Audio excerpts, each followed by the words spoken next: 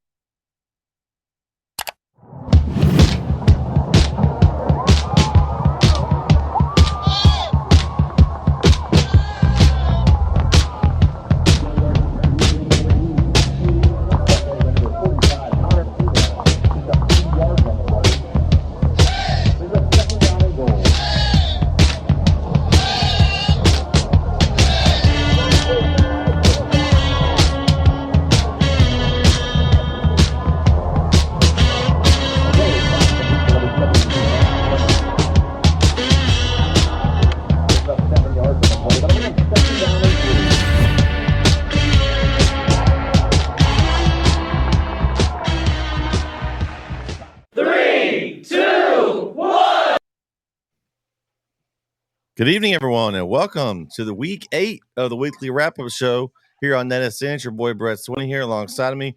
I've got Christian Blevins, Mr. Red Zone, Kyle Owens, and our man Spence is back with us this week by popular demand. And also, he had some things to say this week, so he was wanting to jump back on, and we may have some others join us here soon. Guys, how's everybody's week going? Good, man. Going good. Can't complain. It's getting ready for another exciting week around East Texas for high school football. District's hot and heavy now, so I'm excited to see what all happens this weekend. But it's been a good week so far. Yeah, district's a little weird now, especially after all that happened Friday with a lot of districts around East Texas. So, I'm ready for the Friday and Saturday. See what Can we say Friday the 13th was in full effect last Friday night? Yes, it was. It was a wild night for football. It was a little bit. So, I did okay. I went 6-4, and with everything, the chaos that happened, I honestly was okay with 6-4, just because no one got 10.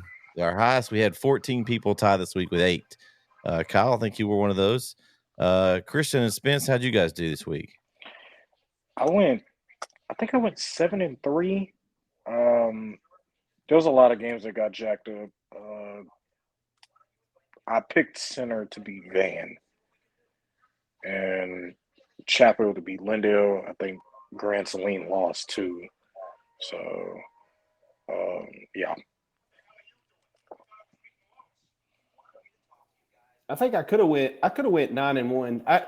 We talked about this earlier today on the Beast from the East show, but I should have picked Gladewater. I was this close to choosing Gladewater, and I almost went with them, and I didn't, and I should have, and then I would have been the only one 9-1, but I almost did. Hey, the one person in the whole pick'ems that picked Lindell. Hey, Congratulations! shout out Jake! Shout out Jake! Congratulations!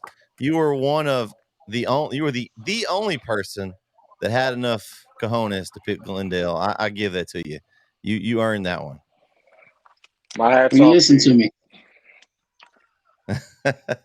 Corey, next time you just got to listen to yourself. I was gonna pick against my team, but man, it was Friday the 13th, dog. That's all I'll say. It was weird. It was weird. It wasn't a good week of football, period. It wasn't a good weekend for football, period. It was weird. I was glad. That's what we talked about. I was glad the Longhorns were off. They didn't get mixed up in all this nonsense. Spence, how'd you do this? How'd you do this week, Spence? Your Cowboys almost got locked up in it on Monday night. We thought that it wouldn't carry over to the weekend. They almost got locked into it. Ooh. Oh, Spence didn't do well at all. He must have really did bad. Eddie's already laying blame. I blame that on Corey. Oh, he's already blaming on me. Blame it on me. Listen. Blame it on Friday the 13th. Blame it on Jason. Hey, listen. USC got beat. Washington beat Oregon. I was good Saturday. I was USC great. was gonna get beat anyway. They've been playing like trash. USC was bound to get beat. But here's the thing: I knew it was coming. They were going to lose to somebody. I picked them to lose 3 games this year, and Michael Penix Jr. is probably going to be the Heisman winner. He should, because I just don't think that Bo Nix is better. I just don't think so. That kid from Duke should be the Heisman. That kid from Duke is great. Can't think of his name. No, he's pretty good. Oh, he said he blamed the one person that picked Lindale on Corey. No, I think Jake probably would have picked Lindale anyway. He was probably thinking the same thing as Corey. He's not going to pick against his team. So that's I'm sure he's thinking the same thing there. So just kind of taking a look at what's going on with our overall standings. Kyle, me and you are now tied at 60. We're the top NetSN pick'em score. Eddie, you're right there. Eddie, you're at 59. You're still below us. I am proud of this one that we are ahead, Kyle, of our man Diggs. Oh, Diggs had a rough week. He actually did worse than I did. He had 5 and 5. He even made a post, and I got tagged in it on Twitter because he had like an 80-something% of his picks, but he was 5 and 5 in the East Texas one. It was rough sledding for him. Yeah, well, and he also probably wasn't happy if he watched Monday Night Raw and saw an amazing match with Bronson Reed. So Diggs is having a rough week. Diggs is having a rough week. No, Big Bronson Reed. Big Bronson Reed. Jeremy is right below him at 56. Hey, intern Claire has 51. Hey, shout out Claire. Intern Claire, 51. I'm not gonna go any farther. I'm not gonna go any farther down. But intern Claire at 51, that's awesome. I'm curious to see. I heard this rumor she might go against her alma mater this week, so I'll be interested to see if she goes through with that or not. But man, I think our man Shivers his lead is cut though. He is 2 ahead of Jamar Washington. So shout out to Jamar. He's gained on him. My brother is sitting there at 61. So those are the top 3. Kyle, we're right below him. We're close. I'm coming for him. I'm feeling good about this week. This week's picks were hard though. This week's picks were difficult. Yeah, I would say that this week's probably going to have the most parity as far as games not being like one-sided picks. I think you're going to have a lot more of the, if we have 80 pickers, a lot more of those 42-38, closer picks there. So should be good. Last week, though, let's talk about it a little bit. It was a rough, interesting week in the pick'em, but there were some good games. Game one was Jefferson over Atlanta, 49-29. Not really surprising. We talked about we think Jefferson's the class of this district, and the way it stands at this time is them and Tatum at the top. I think that game will probably be. I think at this point, I think Atlanta's probably the third best team, and I think Tatum and Jefferson would be for the district championship. Now the question is, can Tatum stop Jefferson? We know Tatum can score, so I think we'll see how good a game it is. But I think that's where we're looking. I'm not really surprised by this score. Anybody surprised at this margin? No, I mean, I kind of expected this from Jefferson. We talked about it earlier in the year. We thought Atlanta everybody was high on Atlanta. Well, I say everybody, I wasn't, but Jeremy specifically was high on Atlanta earlier in the year, and he kind of started, getting me to where I was starting to believe in them. And then they just haven't had a good year this year. But Jefferson, talk about balance. How about 254 yards through the air and 251 on the ground? Can't get much more balance than that. So I like Jefferson in this district. I'm with you. I think it comes down to Jefferson Tatum, but I don't think Tatum's going to be able to stop Jefferson. So yeah, I think it's those are 1 and 2. Atlanta's probably solid in at 3, and then with Gladewater getting the win over Sabine, they kind of control their own destiny for that 4th spot, which is crazy. Starting out 0-6, and they can still make the playoffs. If they lose to White Oak, they don't deserve to make the playoffs. Oh Lord, I don't think White Oak's winning the game. Deserves it. I don't think White Oak's winning the game. It's about who wins it. Nobody picked Gladewater. Nobody. If you pick Gladewater, you just guessing. Actually, I almost did, Corey. I almost did. I was this close. Gladewater. But shout out to Gladewater though. They came out. They swung it, and they brought the wood to Sabine, man. Sabine was a fake bully of the week. Well, I hate to tell y'all this, and by the way, Sweeney, like when you literally, right when you were about to say Jefferson, I literally wrote down like on my, notebook, Jefferson playoff run, ? Can they make it to the state championship game? But no, no. I'm not. They may be the only team that wins a game in the playoffs, though, of the district they're going up against. We talked about that a little bit. That it's possible that Jefferson's the only team that comes out of this district with a win. So the problem that I'm not surprised by that score last week, but the problem that I have with Tatum, and by the way, Jefferson and Tatum played the last. Have they already played, or is that the last game? No, they play October 27th, I believe. Okay, that's next week, right? Yeah, next week, yeah. Okay, so the problem that I have with Tatum is that in those big games, and I think this has happened the past couple of years, but in those big games, they just can't make big plays on defense. It's always some good offensive team that's able to like snap them out of the playoffs. Always, I don't know who it is, but they cannot make the big plays when they need to, and that's going to be the problem for Tatum. I see Jefferson probably winning this district. Who knows? Jefferson may blow Tatum out. Tatum gives up so many big plays. You just gotta wonder, like, hey, can they really hang with these dudes? I don't think they can. So I'm picking Jefferson probably win this district. But I literally just wrote down, their playoff run. Can they possibly make it to the state championship? Which me and Kyle have already agreed, absolutely not. They got Malakoff and Winsboro in that same region. Yeah, no. So, no, thank you. No, and they'll probably meet Malakoff in the 3rd round. Probably. That's if they don't have to play Winsboro first.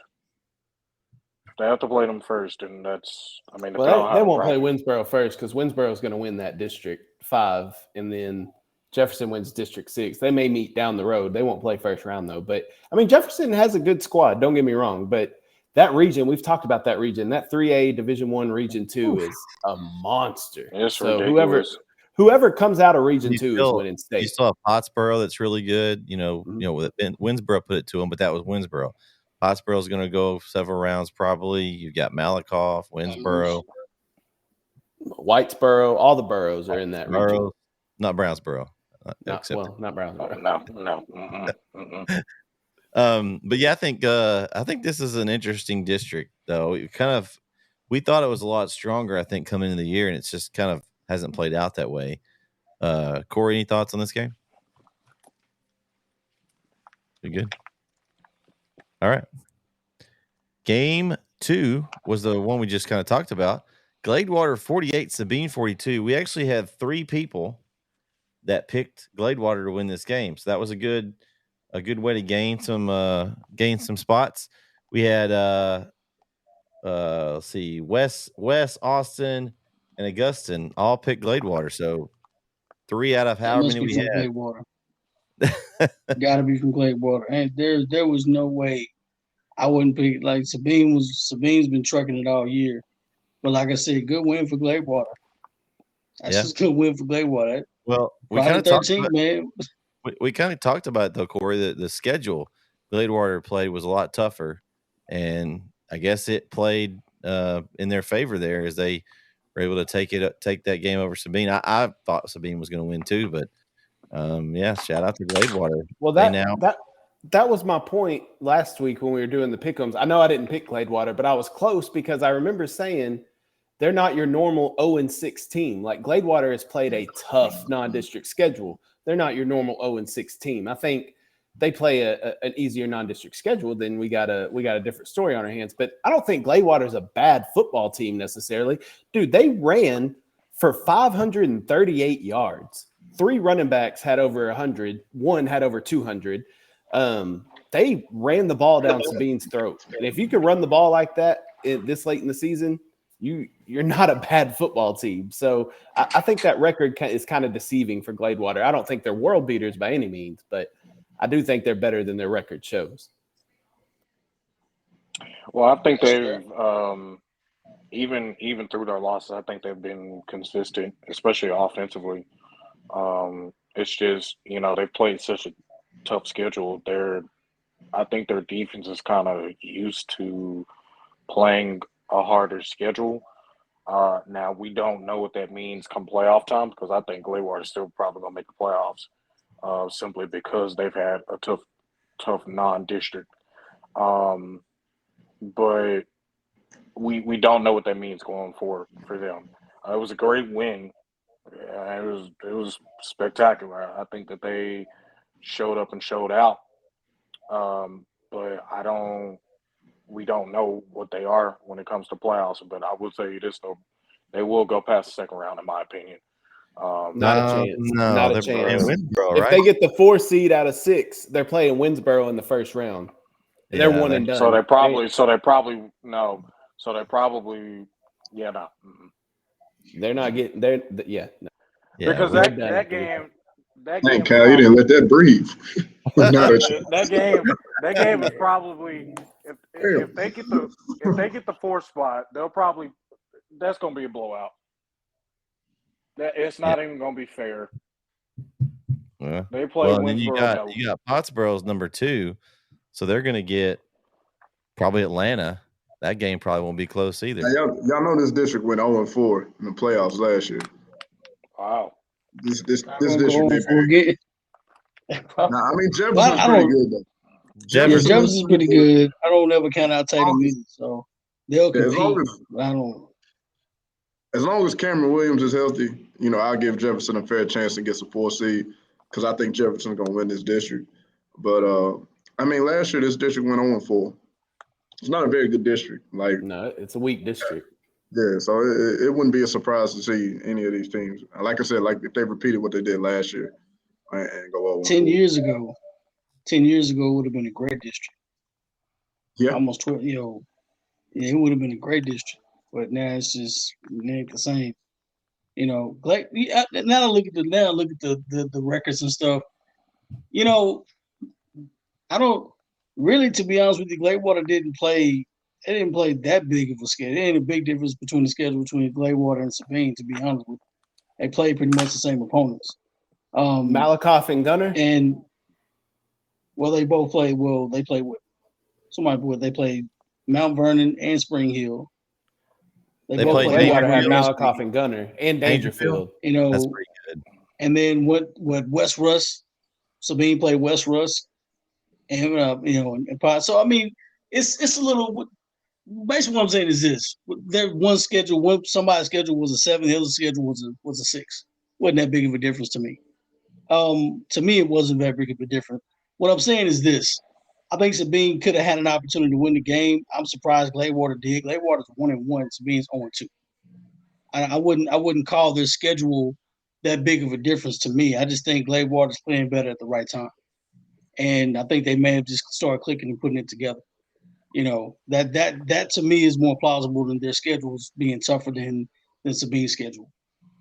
I just think they started playing better at the right time. But my problem with that, Corey, is I think looking at the schedule, I think Gladewater has 3 opponents that are better than anybody on Sabine's schedule. I mean, West Rusk is their only opponent. Mount Vernon's not as good this year. West Rusk is pretty good, but I mean, Dangerfield and Malakoff and Gunter all are better than West Rusk, I think. I think the biggest problem with Gladewater is the defense. I mean, you look at 53 points, 42 points, 35 points, 51 points, 59 points, 41 points, and then the one game they won, they gave up 42 points.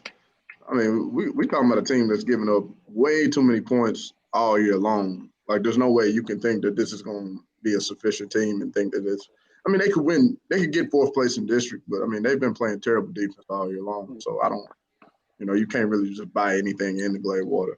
And, I mean – And I think just in 3A, they've given up the most points in the East Texas area, just in 3A. I think they've given up the most points. That's a good point, Eddie. You can't score 23 and give up 46. That's not going to get you very far. Not quite, huh? Can't win with a minus 23 ratio, huh? Not too many times. Right now, Gladewater kind of looks like Colorado a little bit. Good offensive team, just can't play defense. I don't think anybody's buying that one. Well, Colorado can't play defense. I mean, they just can't. No, I'm with you. Colorado can play defense. They just can't stop the big play. Since we're talking about Gladewater getting 4th here, let's talk about their possible opponent in the first round. Game 3 is Winsboro and Pottsboro. Winsboro took Pottsboro to the whipping shed. Spence, did you pick? We didn't get a chance to ask you. How many did you get right this week? I don't know. I don't even remember because I lost the 2 biggest ones that I talked the most about. I lost those, so I didn't catch up with the rest of them. That's not a good sign if you don't remember. That means you probably didn't do very well. No, I mean, I know I picked Winsboro. I didn't think Pottsboro would beat them. I thought this was a revenge game. I know they lost last year. I know they were going to want their lick back from the year before. Plus, I think Winsboro is a lot better this year than they were last year. I think the biggest difference between last year and this year is that they're willing to run the ball a whole lot more than they were probably last year, especially like the quarterback. I think it was more so about keeping Kyler healthy throughout the year. But when you see him run for 191 yards, I mean, you can tell like they're throwing everything at him. And of course, the running back had over 200 too. So they kind of really beat Pottsboro up and ran the ball all over him. I did pick, like I said, I did like Winsboro going into the game, more so because I'm a Kyler Finney fanboy. Like, I think he's really, really, really, really good. But no, I was really happy with the results. I was happy for Winsboro. Like I said, I'm not really invested in him, but I think Kyler Finney's a great player, and I would love to see him put a playoff run together to kind of back up what I've been saying about him being the best Q in East Texas to me. So, I thought it was a really, really good win, a statement win for Winsboro, and hopefully they can stay healthy over the next couple of weeks and put a playoff run together. Yeah, that's my thing about Winsboro. Kyler Finney is outstanding. That offense is great, and the defense has been playing well. Pottsboro's got a good offense too. Major McBride went off, had over nearly 230 yards rushing for Pottsboro. He's a hell of a player too. But, Winsboro, I feel like, and I've said this all year long, I feel like Winsboro, like this is their year, I feel like. Each year it's been, either a 1-point loss to Pottsboro to just barely miss the playoffs, or a couple seasons ago, there's like 3 or 4 losses where by a combined like 6 or 7 points. Like they've just been on the edge the past couple of years. And I think this is the year they finally get it all together. But just like we talked about, looming in the playoffs at some point, round 3, round 4, round 2, whatever it is, that Winsboro-Malakoff, they're going to collide. And that'll be Winsboro's toughest test all season long. I think, truthfully, the winner of that Winsboro-Malakoff game could be in Arlington. So it'll be fun to see how that happens. I don't think Winsboro has Winsboro. The only caveat this week with Mineola is that it's a rivalry game, but I don't see anything happening in that game. I think Winsboro cruises to an undefeated season, and then we'll just wait to see what happens when they play Malakoff. Yeah. So I think Winsboro. So, question for all you guys. Personally, do you guys think that Winsboro can beat Malakoff? Yeah. Do they have the team? They have the team that can they? Yes. Can they? Absolutely. Yeah, they can. I'm gonna agree with y'all on this one. I'm gonna say they do have the team, and I'm gonna be honest with you, Kyle. I agree. Whoever wins out of Winsboro and Malakoff, if they do collide at some point, going to Arlington. Now, who would they play on the other side of the bracket? We don't know, but I could see that happening. I could see them beating Malakoff. I expect them to come out of that region. I really do. I really expect them to come out of that region, especially with their offense is really, really good. And I just think that if they were to meet, I think their offense would be too much for Malakoff now that hasn't stopped Malakoff before. Would that be a semifinal matchup with possibly Brock? Oh. Because isn't what region is Brock in? Brock's region 1, they're region 2. Wouldn't know if they match up? Yeah, they'll have to match up. That would be a place too. Man. I mean, that's gonna be a good one. Can they beat Malakoff? You know, Corey's rolling with the cough. I mean, Malakoff plays incredible D. They have for a long time. You're right. And they're really physical. And that's perfect for playoff. I really like the quarterback, Mike Jones. Mike Jones. Yeah. But no, I really think we're talking about a program that's established and a program that's on the rise. And so it's going to be really hard to just go in there and lay your hat and put your money on Winsboro. But can they beat them? Yeah, they absolutely can. I think they can. Now, will it happen? We'll find out together. But I don't think anybody will beat Winsboro before they get to that point in round 3. That's for sure. No, yeah, that Winsboro is going to cruise to Malakoff, and it's a tale of two different strengths. And I know we'll talk about this game a little later, but it's the same thing with Center and Van when they played last week. Yeah. Center, high-powered offense. Van, strong defense. Same thing, Winsboro, high-powered offense. Malakoff, shut-down defense. There'll be a lot of eyes on that game, but both teams need to I feel like they will, but both teams need to take care of business to get to that point. I feel like they should, but it's high school football. As we saw this last weekend, anything can happen. So. I will say this. That's going to be a good game. Whoever meets Brock, that's going to be a good one. I don't know. Brock held Pleasant Grove to 10 points. I'm not putting nobody over Brock right now. Yeah, that's tough. We all know Pleasant Grove is good. Yeah. That is impressive. Game 4, the game I went and called in Dallas. Brook Hill put that 0 up on Dallas Covenant, 36-0 in their opening play in district. Guys, I don't know if you've ever been to Dallas Covenant Stadium or seen it driving by on 635. It is very interesting. I took a picture. Yeah, I took a picture from the press box and shared it with the guys in the chat. And it's basically if you were to sightseeing on 635. If you were to look at the stadium on the visitor side, it's a old school, like if you were at Lindsay Park at the bleachers, like you'd see just sitting on the side of the soccer fields. That's what the bleachers were like on the visitor side. There was like several of them, and then if you fell over the wall there, like that was basically right behind you, you're on the service road of 635. So on the stream, you could just see cars just like going by the entire game. It was interesting. Now they have a nice facility. It's one of those landlocked places where they've got basically they've got to go up with everything. There was nice press box for the size stadium. We had everything we needed. It was great. And Brook Hill's defense showed out. Corey, you always love those 0 shutouts. I mean, you got to catch a little bit of this game? Coach Hubbard and company, they were impressive on D. They've been impressive all week. I've been impressive all year, pretty much. They've gotten better and better and better. But they got a test this week, so we're gonna see. Yeah, they got number 1 Dallas Christian coming into their house, and Dallas Christian is one of those. They play everybody 6A, 5A, any of the private schools. Their schedule is pretty much wide open, and we'll have that game on NetSN. But it's going to be a test. I think if Brook Hill plays, their defense is going to be there. If their offense can score enough points to stay with Dallas Christian, should be interesting.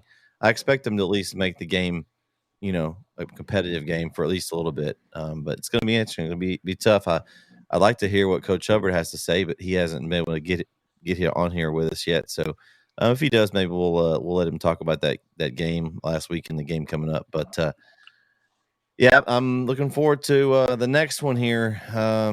Game 5, Lindale over Chapel Hill, 35-23. Oh God, Guys, I went and I'm still celebrating. I've got Clint Thurman behind me, and he's still celebrating here at Lindale Stadium for the game. Then I gotta tip my hat to the Lindale Eagles. Coach Cochran and his staff had a great game plan. Their game plan was basically to take the ball out of Chapel Hill's offense and make the Chapel Hill defense stop the run game, and they were able to make enough turnovers, enough stops to get the job done.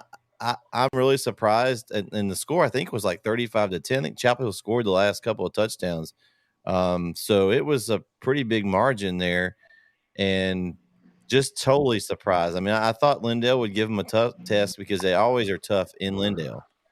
Chapel Hill has a tough time over there, but I just didn't expect this. Well, listen, I called the game, and we were me and Keith with me. We were on the call for the game, and I got a lot. I put it in the chat. I got a lot of words to say about this game, so y'all bear with me. So listen, Chapel Hill. Here's basically what Lindale did was they were like, okay, we're gonna tire y'all out. Okay, we're gonna take time off the clock. We got a quarterback who used to play running back, so we're just gonna run the ball with him all night long. And this is the one thing that I said a couple of weeks ago. I said, because everybody was like, oh, their starting running back was out. He got hurt. I think he got hurt against Kilgore. And I said, well, they do have another running back named Caleb Hart. Caleb Hart basically was like their bulldozer that whole night. They absolutely just consistently ran the ball every time. It's like they never missed a beat. It was always on. It was just consistent. And when you have Clint Thurman, who and I actually got it right here. Clint Thurman ran for 307 yards. 307. Ran 307 yards. And the fact that Chapel Hill's defense was not even able to contain this guy. Like, I interviewed him and Coach Cochran after the game. And he basically said, and I'm gonna be honest with you, he basically said Chapel Hill wasn't ready for us. Now, obviously, me being from Chapel Hill, did that make me mad? Yes. Yeah. Did that make me mad? Yeah. Did that make me mad? Yes. Hold on, But wait. That's disrespectful I mean, for saying listen, they're not man. ready. Lindell has. No, I I'm just mean, he had saying, every like right to say you it. won. You won, yeah. I'm just saying, don't be disrespectful. I don't think that's Disrespectful. disrespectful. You're But the I number mean, one he had team in the every right. state, and we just got beat by 40-something points. You wasn't It ready. wasn't I 40. mean, it was Wasn't 40. 40. But 69 game. to 24. I'm What is it? saying this. I'm 64-29. 64-29. My bad. They got Yeah. whooped they got wiped off the face of the earth by Kilgore, and then they come back and beat the number one team in the state, Chapel Hill. And this is the other problem. What Chapel Hill didn't do all night, if you notice, if you go back and watch the whole game, you know what they didn't do? They didn't fill the egg gap at all. They didn't fill the egg gap at all. And if they did, all they did was just basically Clint Thurman was able just to find a little hole, bust up the hole, get through. He had a 80-something yard run where Davion Ross tracked him down, and Chapel Hill was tired all night. They could not do anything.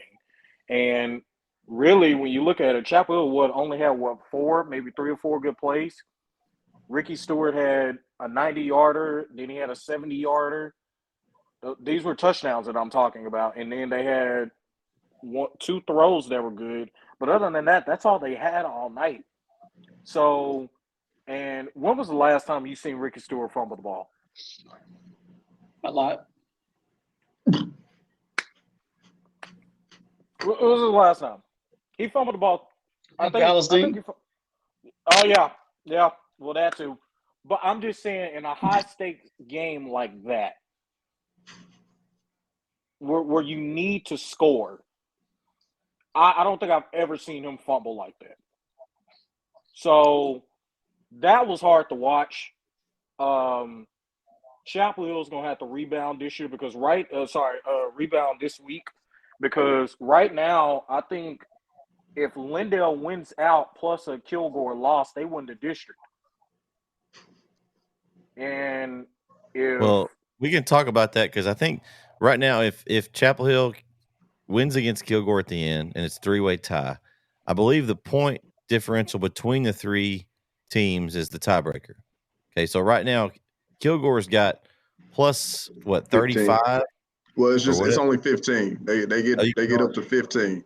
Oh, so you can only get 15. Now you can only get 15. So that's the most you can get. So they're at plus 15. Lindell by 12, lost by the 15, so they're at -3. So they're Lindell's done, so they're a negative. So Chapel Hill would need to win by a couple touchdowns, and they would win the district, basically.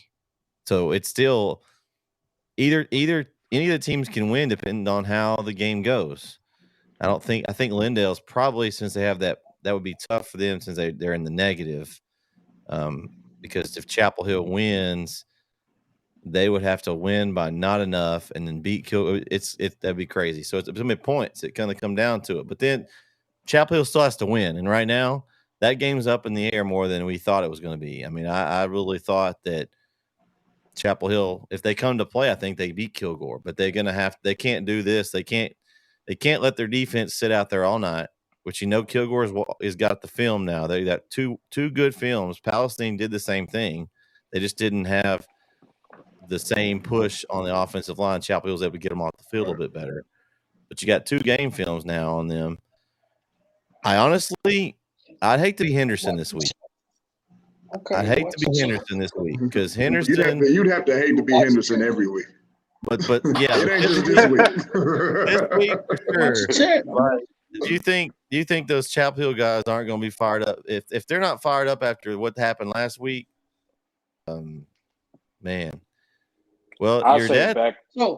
So here's the issue. He's with Corey. He's with Corey. Here's the issue with this. I said it last week, and I said this is a trap game for Chapel Hill either way. Either Lindell was going to be Kilgore, or they were going to beat Chapel Hill. They beat Chapel Hill. Gotcha.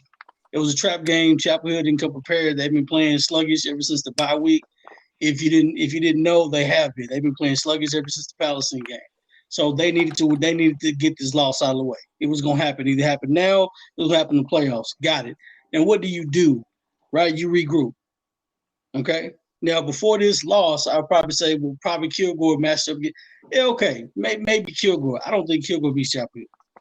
I really don't. I think this loss needed to happen. I think Chapel Hill regroups. Doesn't matter who wins district at this point. Chapel Hill, whoever's in this district better than the district, Chapel Hill's got to play anyway. 1 through 4, it doesn't matter. They're gonna beat the district championship in that district anyway. So it doesn't matter. It's gonna be a competition, but they're not gonna have to play anybody until they have to either face Kilgore or Lindale again. So it ain't gonna matter. That's why I said whoever was talking noise, like be humble. You may have to play Chapel Hill again in a neutral site. Be humble. You had them before. You may not be able to beat them again. I don't think it's necessarily disrespectful to say that a team is not ready to play. No, I mean, just say we happy to get a win, blah, blah, blah. I like the fact that you're going to be disrespectful a little bit. It's a little disrespect. I don't want to say it. I just don't see it as disrespect if you're telling the truth. I mean, and the biggest thing about it, Clint Thurman. Sometimes the truth is disrespectful. Look at whatchamacallit. But I mean, either way it goes, I want to be on. But it's okay. Either way it goes, the kid said what he said.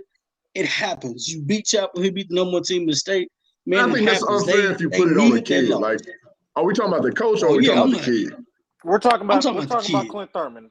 I mean, the kid is rolling off an emotional high. He just ran for 300 yards in a game where nobody thought he would win. He don't know what he's saying. I'm not saying he's wrong. I'm not saying he's wrong. I'm not saying just because you say something disrespectful, you're wrong. I'm saying disrespect is disrespect, whether it's right or wrong. It is what it is. What's disrespectful is leaving your offense on the sideline and letting these boys run for like damn near 500 yards on you. That's disrespectful. It's very disrespectful. I think the most I always do is like that. You take that on the chin.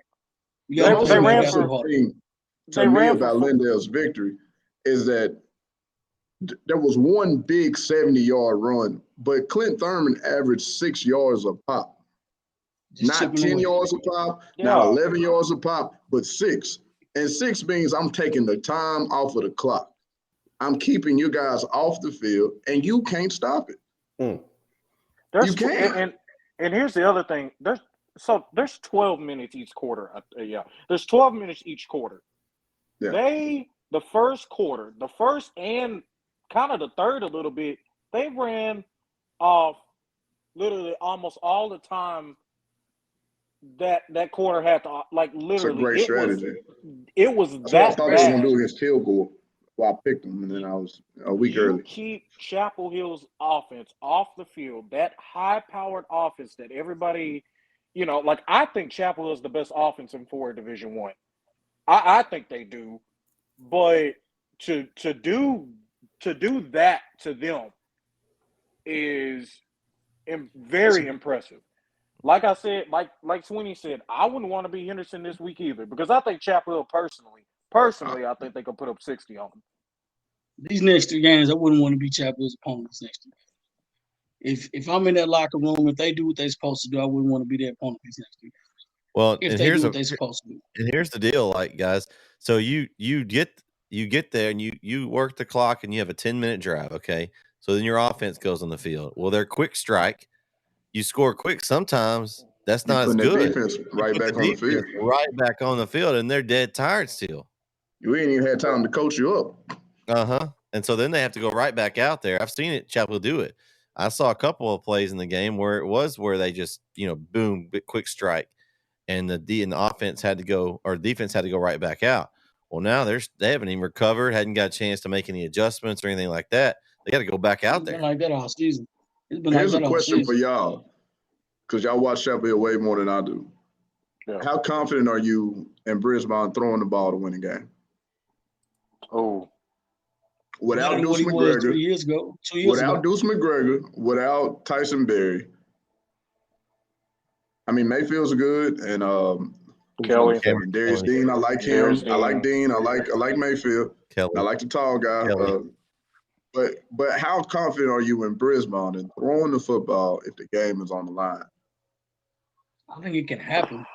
It can happen. I'm not saying anything. I'm just wondering how confident y'all are. I mean, he had to do it. I mean, he had to do it against Lumberton this year. Oh, this year. This year, I'm more confident this year than I've ever been. Okay. I'm more confident this year than I've ever been. Will it Will it happen? That's a very good question because that's exactly what it's going to take. He's got to pick that throw. I feel like they should have thrown the ball more against Lindale. The problem was that you have an opportunity. I don't think there was anywhere to really throw. I mean, they played. Basically, they just took everything away from Chapel. They just I don't know what they did to do what they did Friday is impressive. But I wouldn't want to be. Yeah, I wouldn't want to be Chapel's opponents these next few games, especially Athens. It's a simple strategy, though. It's a simple strategy. If you know they can't beat you running the football to get back in the game. They're down by 21 points. They got to throw the football. They have to. So what you gonna do? You gonna back and you be in the prevent? Of course, I'm going to force that quarterback to throw the football. Now they have to air it. Like they had a 40-yard pass to Javen Mayfield, and then they hit him on a 3 to 5 yard stop route, and then he took it for 50 for a touchdown. But you know how you get them out of that prevent? You got to get a stop on defense. Yeah. You have to get a stop on defense, and you have to get the ball back. That's how you get them out of there. Kyle, Kilgore or Chapel Hill, based off this Friday's performance, I think the difference is in the line of scrimmage, and I think Kilgore is way better in the line of scrimmage. Based off what I saw or the results that I read about on Friday. But I want to ask you, like, what do you think about, the potential district championship? Who you like, Chapel Hill or Kilgore? Right now, I'm going to have to go with Kilgore. It's just to touch on the Lindale Chapel Hill game. I was letting y'all get all that out. As everybody knows, I'm a Lindale guy. I'm from Lindale. I may be wearing a Van hat, but that's for later in the show. Listen, I think we got to give credit to Lindale because here's the thing. I know it's a lot of talk about Chapel Hill right now, which is understandable, but I think we're overlooking exactly what Lindale did here. You got to think Coach Cochran and the boys got embarrassed against Kilgore the week before. Then to come out at home, top team in the state, a team that they've had success against in the past few years, like the note said in the chat. 4 of the past 5 meetings, Lindale's won against Chapel Hill. So it shouldn't be too much of a surprise, really. But the way that Lindale, they came in with the game plan. The game plan was keep the offense off the field. Can't score if you ain't got the football. So to keep the offense off the field, that was number one. They can do that with the offensive line that Lindale has and the running attack that Lindale has. They have the capability to do that. They tried that against Kilgore. Problem is, Kilgore's got a stout defense that was able to get off the field on what's up, Vince? To get off the field on third down and to stall out those drives. Chapel Hill's defense isn't that strong. They couldn't do that. So that's the problem that you run into. And then when you have limited offensive snaps, you're now pressing as an offense because now you're like, well, man, we may only get 3 or 4 plays out of this. And that's it. Then we got to sit on the sidelines for 6 or 7 more minutes while our defense gets torn up. So Lindale had a perfect game plan, executed it to perfection. I think this says more about Lindale, I think, than Chapel Hill. I think I said the different thing earlier in the week, but I've changed my tune because it says more about Lindale for those kids to come out and refocus after a week where they got embarrassed, to come out at home in front of your home crowd where nobody expects you to win and to go out there and prove everybody wrong. And so I think just on this past game, Lindale did what they needed to do out there. And for as much as we talked about Lindale's defense, to hold Chapel Hill to 10 points until the fourth quarter, that's outstanding. So we talked about how much they in a quarter, in 14 minutes. Yeah, what I'm saying. We talked about it. That's part of being part of protecting your defense is keeping them on the field. Exactly. So, and it really showed. But as far as Kilgore Chapel Hill goes, right now, the way that both teams are playing, I think Kilgore's defense is better than Lindale's. And I think Kilgore has the best defense in that district, and defense will win you championships. So as far as the district title, I think Kilgore is the favorite right now. Here's the thing: a lot of people right now think that Kilgore has a top 3 defense for Division I, right? As of right now, right? They do. They do. They do. Fly around. Their defense is better than what it was last year, in my opinion, because they just have some dogs on there. Literally, I think maybe about 4 or 5 guys could have some offers on that team, on that defense. Like literally, they are just that good this year. And the other thing that y'all left out, their running game. Their running game is off the charts. So that'll be a concern for Chapel Hill too. It's about time, Eddie. It's That's funny. about time. That's funny, Eddie. So I don't even know the history, but that's funny, Eddie. So I think we kind of talked about it a little bit, Kyle, to your point about the defense. But take out the Kilgore game, throw that one out. In the other 3 previous games in district play, they held 7-7, and then the 23 at Chapel Hill, I'd say, is a really good performance. If you're limiting Chapel Hill, who's scoring 50 points a game, to 23, you'd be happy with that, right? So I think, and in Lindell's defense, I think there was a few things that went right for them. They played an excellent game plan, excellent scheme. They kept Chapel Hill's offense off the field. Their defense did enough. They don't have to be Kilgore's defense. They did enough to slow down Chapel Hill enough to get extra possessions. And 3, they had some things that went their way. They had the fumbles from Chapel Hill, and they just didn't defense play caused. Right. Yeah. The defense caused, but things went their way. When you beat a number 1 team and let's be honest, the skill level in Chapel Hill is better than Lindale. And if you look to the 2 teams, they're a better team. Chapel Hill is going to win probably most of those times. But if you can catch them on a night where they're not playing well and you have a prepared scheme, a prepared game plan, and things that you worked on work in your favor, it's a good night for you. And that's kind of what I saw in this game is I think Lindale did exactly what they needed to do to have a chance to win. And the fact that Chapel Hill didn't play up to their potential, which you're never going to play your A game every single week. And they didn't. And that's what happens.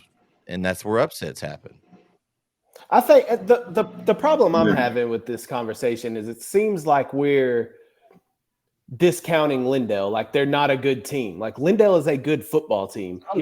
That Kilgore game, discounting Lindale at all. When you look at the Kilgore game, that game was close in the first half, and Lindale went for it on 4th down in their own territory, didn't get it, and that's where that game changed. Also, 2 kickoff returns for a touchdowns by Kilgore. That's not on the defense. So, I mean, right. Lindale's not a bad team. They've been in all these games this year. Nobody said they were a bad team. But the way it's being presented is that going into the game, I thought lost the game. Lindale didn't win the game, and I think that's Lindale beat Chapel Hill. Lindale beat Chapel Hill fair and square. They out schemed us, outplayed us, out hustled us, everything in the game. Yeah. They beat Chapel Hill fair and square. They took it to them. Buckle the chin strap. Chapel Hill didn't have it that day. Yeah. Listen, I'm going to be honest with you, Kyle. I had Lindale getting the 4th seed at the end of the year. Literally, I had him getting the 4th seed, probably losing in the 2nd round. And then, that would be it. But one more question, Spence. Let's just say this. Let's say that it's going to be Chapel Hill, Kilgore, maybe 3rd round or 4th. Out of all, do you think out of the 2, let's forget about Lindale a little bit. We know they beat Chapel Hill. Let's forget about Lindale a little bit. Out of the 2, who do you think that can go to the state championship as of right now? Between Chapel Hill and Kilgore? After Friday. I mean, I would say Kilgore would have the best chance because I think Kilgore plays better defense. I mean, you can't give up 310 rushing yards and think that I think you're going to make it to the state championship game. I mean, it's the same thing that happened with Bernie. Bernie did the same thing to him, beat him up right up the middle, kept the offense off the field, and then Bernie really kind of beat him up on the offensive line, on the defensive line too last year in that 5th round game. It's going to come down to who can be the most physical, and I think, right now you got to lean towards Kilgore based off of, what just happened Friday. That, and I don't think they've really replaced Keevia and Huddleston on either side of the ball yet. And I'm just not sold on the interior of their offensive line and the interior of their defensive line. I know Kendall Allen's a great player. I know Davion Ross, the linebacker, is a great player. Terrence Brooks is a great player. but who's in the middle of that defense? Who's clogging that gap? And you can see it in these comments, but who's really truly in the middle of that defense really doing something for Chapel Hill to make you feel confident enough that they can go in and stop somebody that's physically dominant? And so I'd have to go with Kilgore right now, only because, for one, Kilgore dominated Linda. No matter how it got out, it was a domination at the end of the game. And I think out of those two, you have to say Kilgore. I don't think you can watch what happened Friday. And I've always been kind of shaky on Brisbane's passing. I never thought he was just the best passer in the world. I think he's an electric playmaker. I think he can do some electric things, scramble around, finding open receivers, and I think that's has his play into it. But I think if Chapel Hill has to drop back and throw the ball because they can't move it, or if they are getting, if they're coming down to they need big scores and they need to, I don't know. I think it's fair to say Kilgore right now, and I'll just have to go with Kilgore. Right now, I will say this, and I'm last point. Chapel Hill, when you look at their defense right now, probably their biggest problem right now is that they have one linebacker sitting in the box. He has to defend both A gap and B gap, and it's impossible. It's looking what we saw Friday. It was pretty bad. There's a reason why it's one linebacker in the box, though, right? I mean, they're spreading people out, making you cover people in space, and then there's still that same old 3-yard, 4-yard in the cloud of dust type of offense. But when you spread people out, now I've got to respect the outside. I got to leave this one guy in here. If I don't, then I'm outnumbered on the outside. I don't want to do that. I have to play sound football. I have to play sound defense. So, I mean, maybe they need to figure out a different scheme. Maybe they need to go to an odd front. Maybe they need to, figure out, how to way to clog in those A gaps. But, I mean, that's all Chapel did. 5-6 yards out. Lindell did 5-6 yards out. It's definitely going to make for an interesting Week 11 matchup. I have a feeling that will be on our pick'ems Week 11. So we'll see what happens till then. Until then, we'll just have to see. I'm assuming both teams will take care of business, and then we'll have a district championship for possible 3-way tie up for grabs Week 11. So that'll be interesting. All right. Good discussion, guys. Game 6, McKinney North over Lufkin, 46-39. Spence, I'm going to defer this one to you. It's your district here. Any surprise on this score in this one? Surprise, yeah. I didn't think they would score that many on Lufkin. That's backwards. I didn't think Lufkin would score as much as they did. This game was 25-25 at halftime, or somewhere close. Like at halftime, they were going back and forth, and that was a surprise to me because I didn't think Lufkin was that good offensively. I know Keidron Young, the Notre Dame commit, is amazing, and he had an amazing 81-yard run there right before halftime. But I thought McKinney North was I just expected them to play defense a little bit better than what they did. Because I just didn't expect that out of them to have such a high scoring game. Lufkin just kind of ran out of bullets at the end, and that's pretty much what happened to them. They just kind of ran out of bullets, fell behind. And McKinney North to me is this is a huge game coming up with us in Longview, and I don't want to speak too much about that, but to me, I was more so surprised that Lufkin scored as much as they did this past Friday. That was the surprise to me too, Spence. The only time that I've seen Lufkin was against Longview, so maybe I have an unfair, opinion on Lufkin because I think that was a Longview dominated that game, but I also think Lufkin didn't play very well that night too. So I kind of have a bad, outlook on it, but I was surprised to see Lufkin put up that many points. But it's also encouraging that Lufkin kept it close and was very competitive with a very good McKinney North team. I think that says a lot about Lufkin, and I've already made my pick on the Tyler Lufkin game this week, but I think that'll be a very good game this week. But I'm impressed with Lufkin. Who you got? I took Tyler High only because I was torn on it, but I took Tyler High because it's the 50-year anniversary of the 73 state championship for John Tyler. So you cannot lose with Earl Campbell in there. You know what I mean? So, but I think Lufkin, they impressed me. Having the quarterback back, coming back from that concussion, I think he helps out a lot. I think Ty Hammond is his name, I believe. TJ Hammond, yeah. So he helps out a lot having him healthy and back. So it'll be interesting to see what Lufkin can do. But I was impressed with Lufkin. It'll be a good loss if you wanna call it that. Yeah, if you look at these district standings over here, I mean, we got Tyler's 2-2. I mean, it's a huge game, and I know I'm talking about this future game with Tyler and Lufkin. But Lufkin's 1-3, Lancaster is 1-3, and Tyler is 2-2. So, I mean, it's a huge game for Lufkin coming The up. problem, And the I problem think for Tyler High, Spence, is their 2-2 is the two teams at the bottom that they beat. So they've got a tougher finish. We've kind of talked about it. They control their own destiny in some sorts, but they've got a tough destiny because they haven't faced Longview or Forney. they got to come over here. So it's going to be this is basically we kind of labeled it, it's an elimination game. Whoever loses this, Tyler High, Lufkin, they're pretty much out of the mix for the playoffs. For sure. I agree with that. I will say this. So I know we talked about this a little bit last week. So I picked McKinney North to win this one, and I picked them just personally. I just picked them by a lot. I said they probably win by 2 touchdowns, maybe 3. But I think I was up around 7:00 in the morning on Saturday. I went back and watched that game, and I thought Lufkin was going to win it because I didn't know who won. I didn't know who won the game, but I thought Lufkin was going to win it. They had some shots. McKinney North.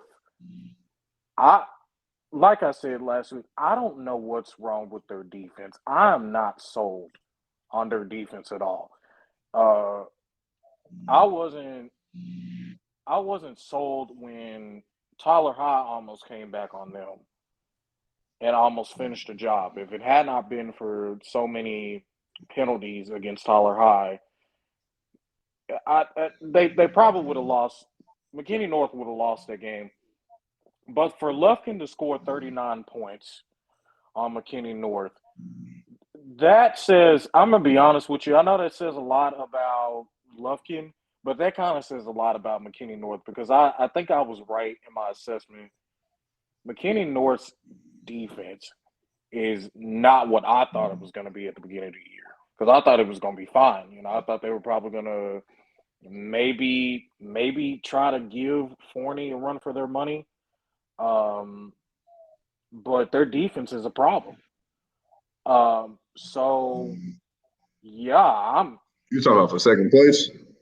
Yeah, for second place. I thought they were gonna give Forney a little run for their money, maybe.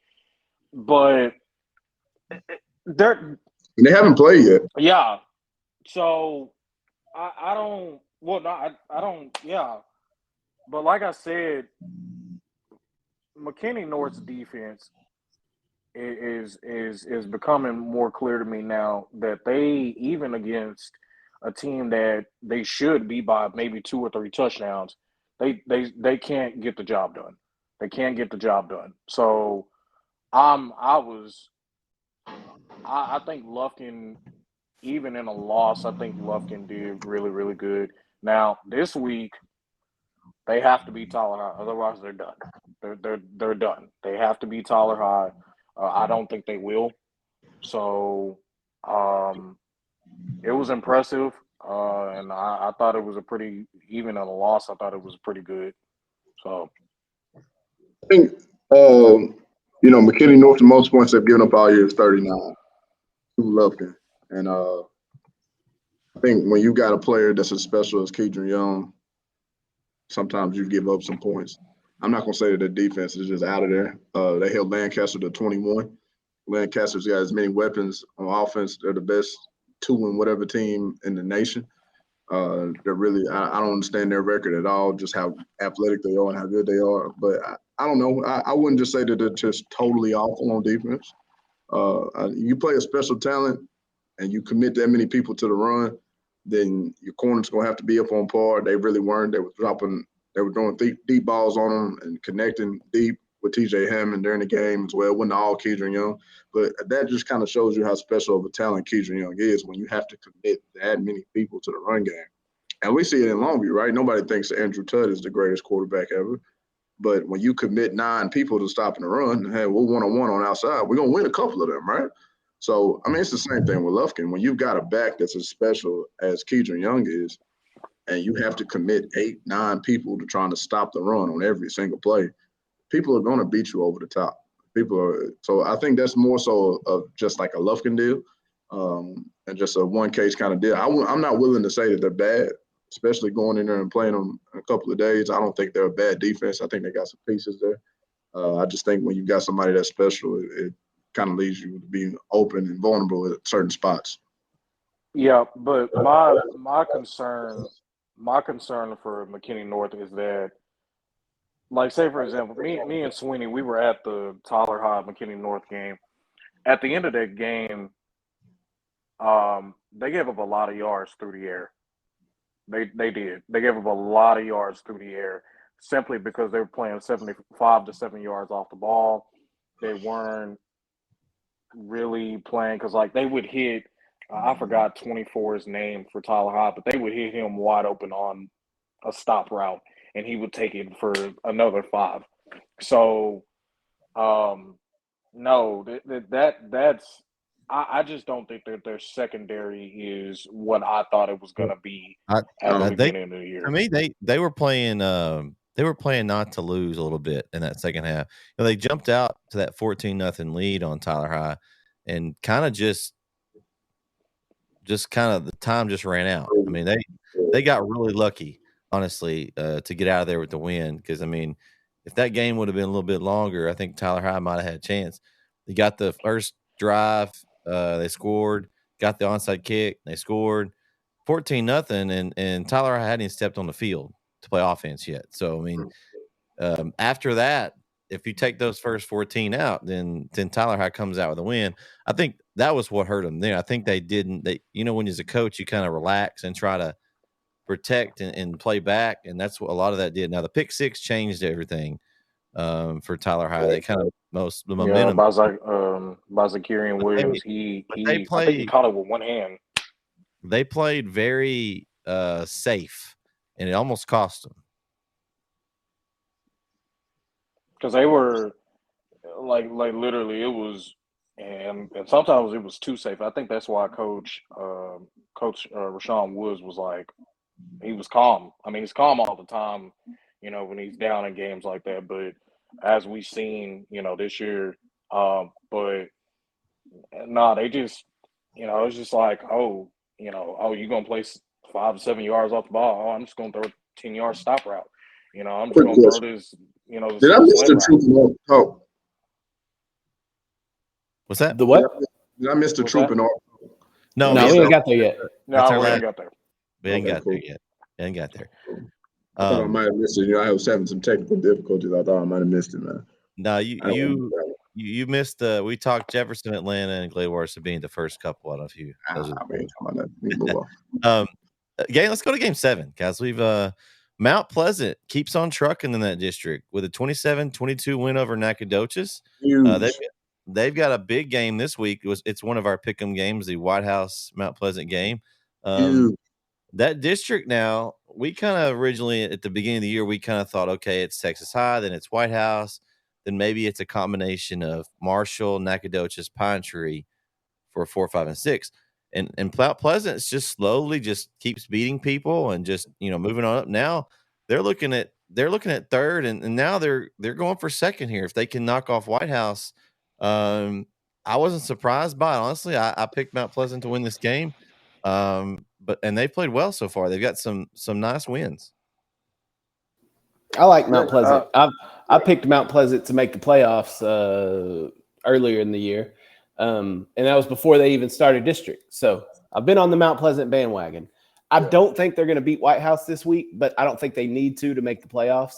But I think Mount Pleasant, look, that what's the quarterback? Mason McMinn, stud. That dude is a dude. Yeah. Stud. He is a dude, man. It's a grown man. He's a dog out there. So when you got an athlete like that on your team, you have a chance to win any game. So I'm not going to count them out against White House because we've seen White House struggle a little bit, especially with teams that can put up some points. So I think this will be a good game Friday. But I'm not surprised that Mount Pleasant beat Nacogdoches.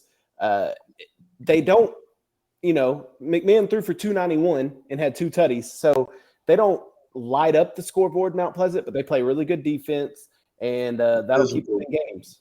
They're really physical. Physical, Yeah. exactly. And I think the biggest thing, and that's what White House struggles with. White House does not like a physical football game. And the biggest thing is Josh Green playing, or is it the backup Jacob, whatever his name is?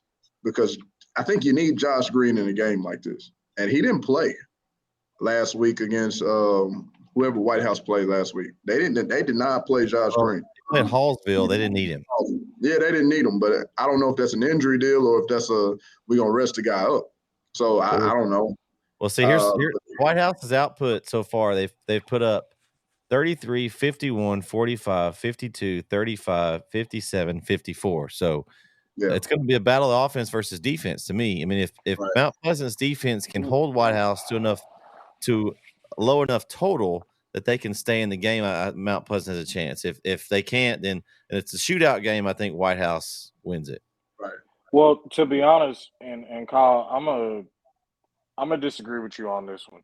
I think Mount Pleasant has to win this game. They're gonna have to win this game. I think that they need to win this game. Just who's number one? Texas High. Texas High is number one. Texas High. I think that they need to go ahead and just win this game, so they can literally say, we're gonna put fear in the number one seed, like literally. So they've already lost to the number one seed. Lost though. to about 29. Oh, okay. So well, just period. I think they need to solidify that. Okay, we've beaten White House. We got the second seed. Now we're here. So now y'all know who we are. It was an impressive win that they had over Nacogdoches. I thought it was good. Their offense just played well. They did a good job blocking, which is one of the things that I had said to one of my cousins, who's from that area. I said that Mount Pleasant needed to block up front, to win games. Their defense has been really phenomenal, especially the way they played against Marshall. So I think that this week is going to be a shootout.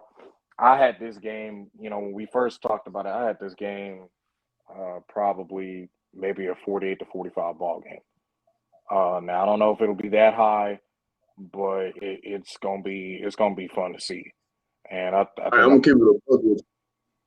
Mount Pleasant can't score that many points in a game.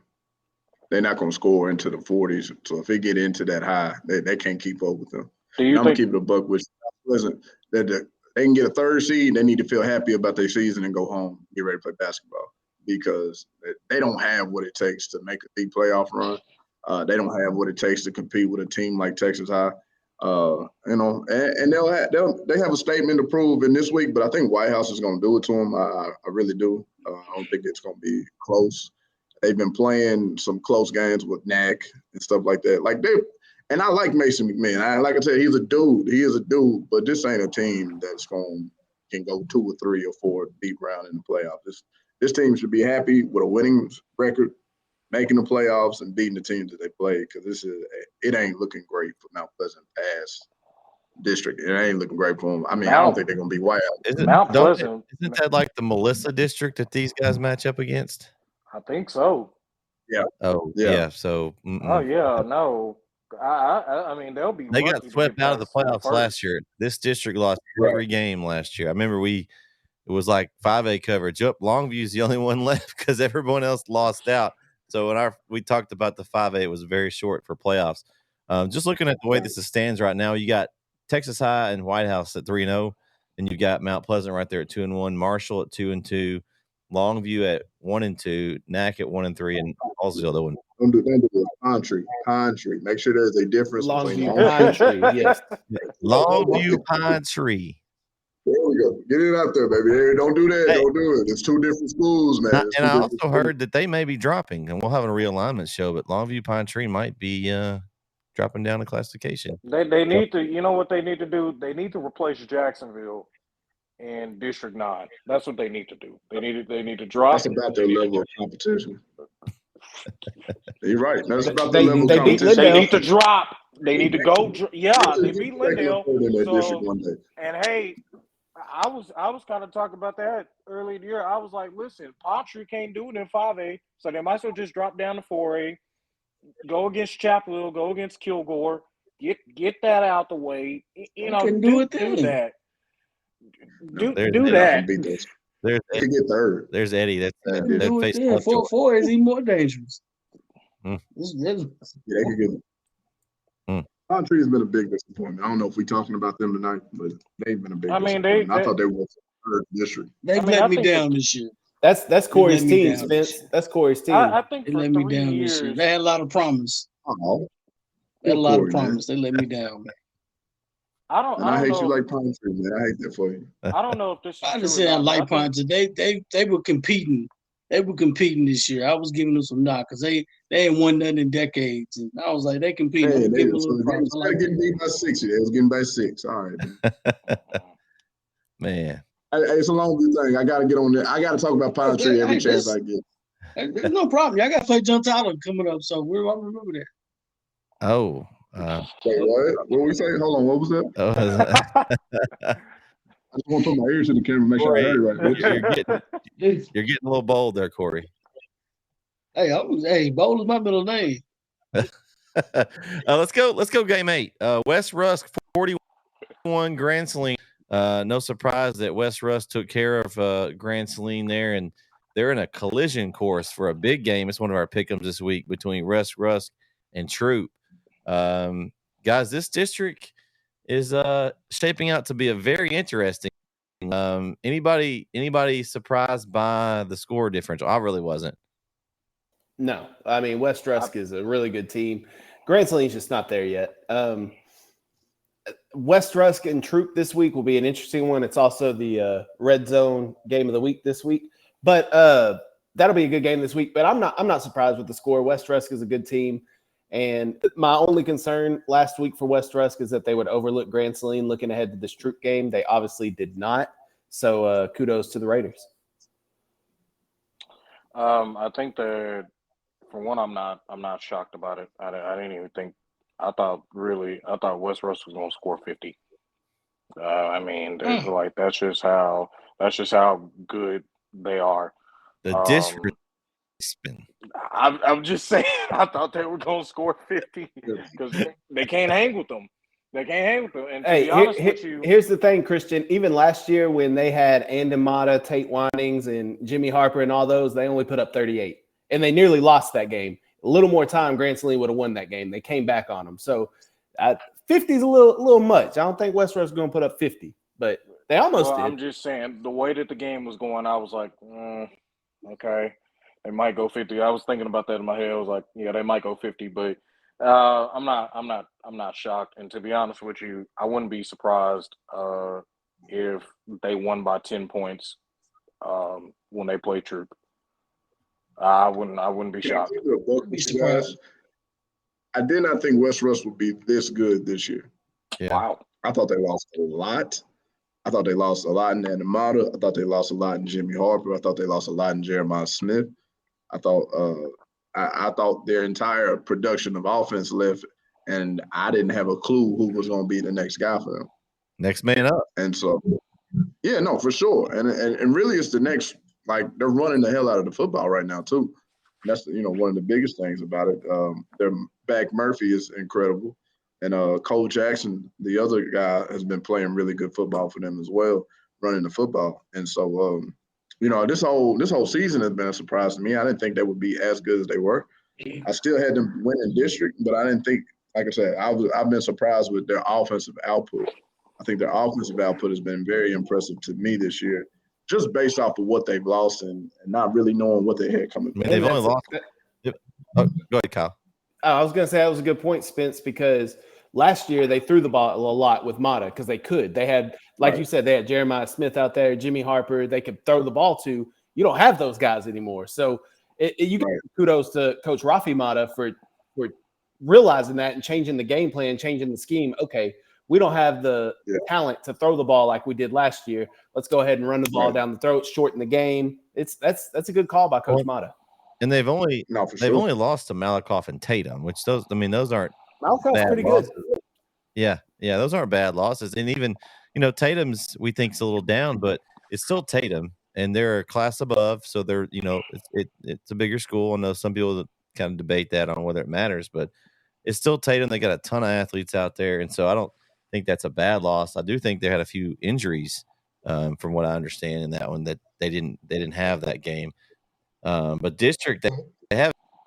We know Arp's an improved team that just barely lost to Troop. We'll talk about that one here in a minute. And they beat Arp by 30. And then Winona's having a pretty good season. They ran over them 55-7. And then this one of Grand Sling 41-19. In preseason, I was kind of with you, Spence. I kind of thought West Rusk would take a step back. I even thought Troop might be able to take a step up and win this district preseason. But now we get to this game, and I think West Rusk is going to take this game. I don't see any reason why they don't if they continue to play the way they have. Hey, I got a quick stat for you. If you haven't made your picks yet, quick stat. West Rusk has beaten Troop 7 straight games that they've played. The last time Troop got a win over West Rusk was in 2013. Just a stat. That's all I'm saying. So they're going to make it 8? What you trying to say? Kyle. Trying to make it 8? Kyle, question. Do you think West Rusk can come out of that region? Out of the region? Oh, no. Region's No. I don't think they're that good. Let me preface that. I think they're a good team. I don't think they're good enough to make it to the state semifinals. No.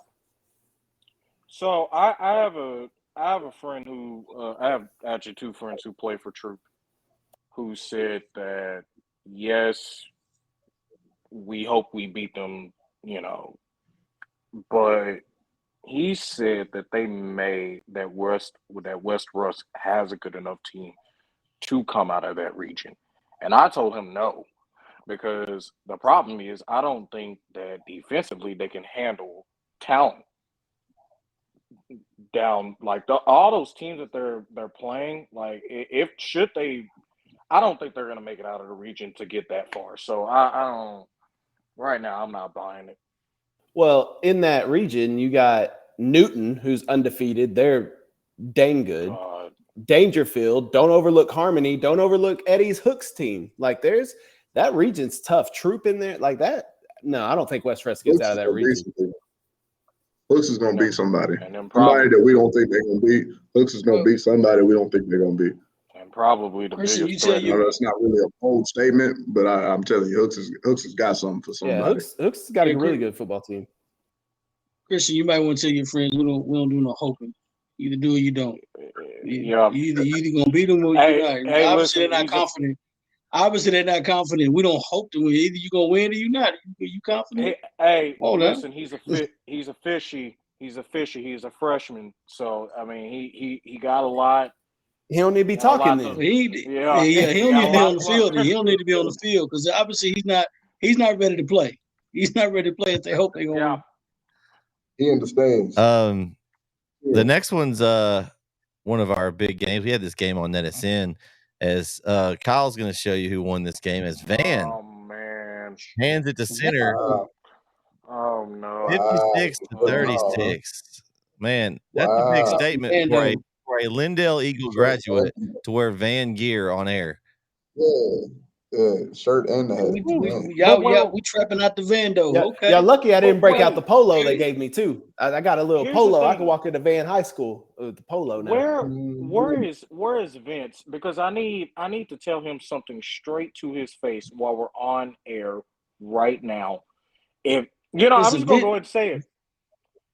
I'm gonna go ahead and say it. I better not ever hear after that what I saw Friday. I better not ever hear that center can be Carthage. I better not ever hear it. I don't want to hear it. I'm not listening to it. The only team right now that can literally there he is.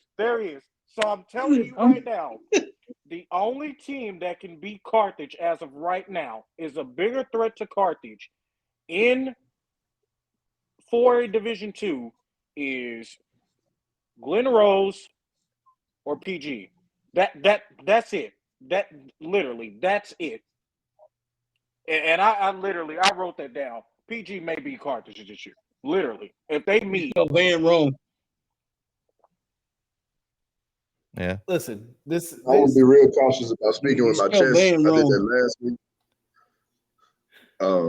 Yeah, I spoke with my chest last week about who was gonna be who and who can't be who, and I laughed at some people.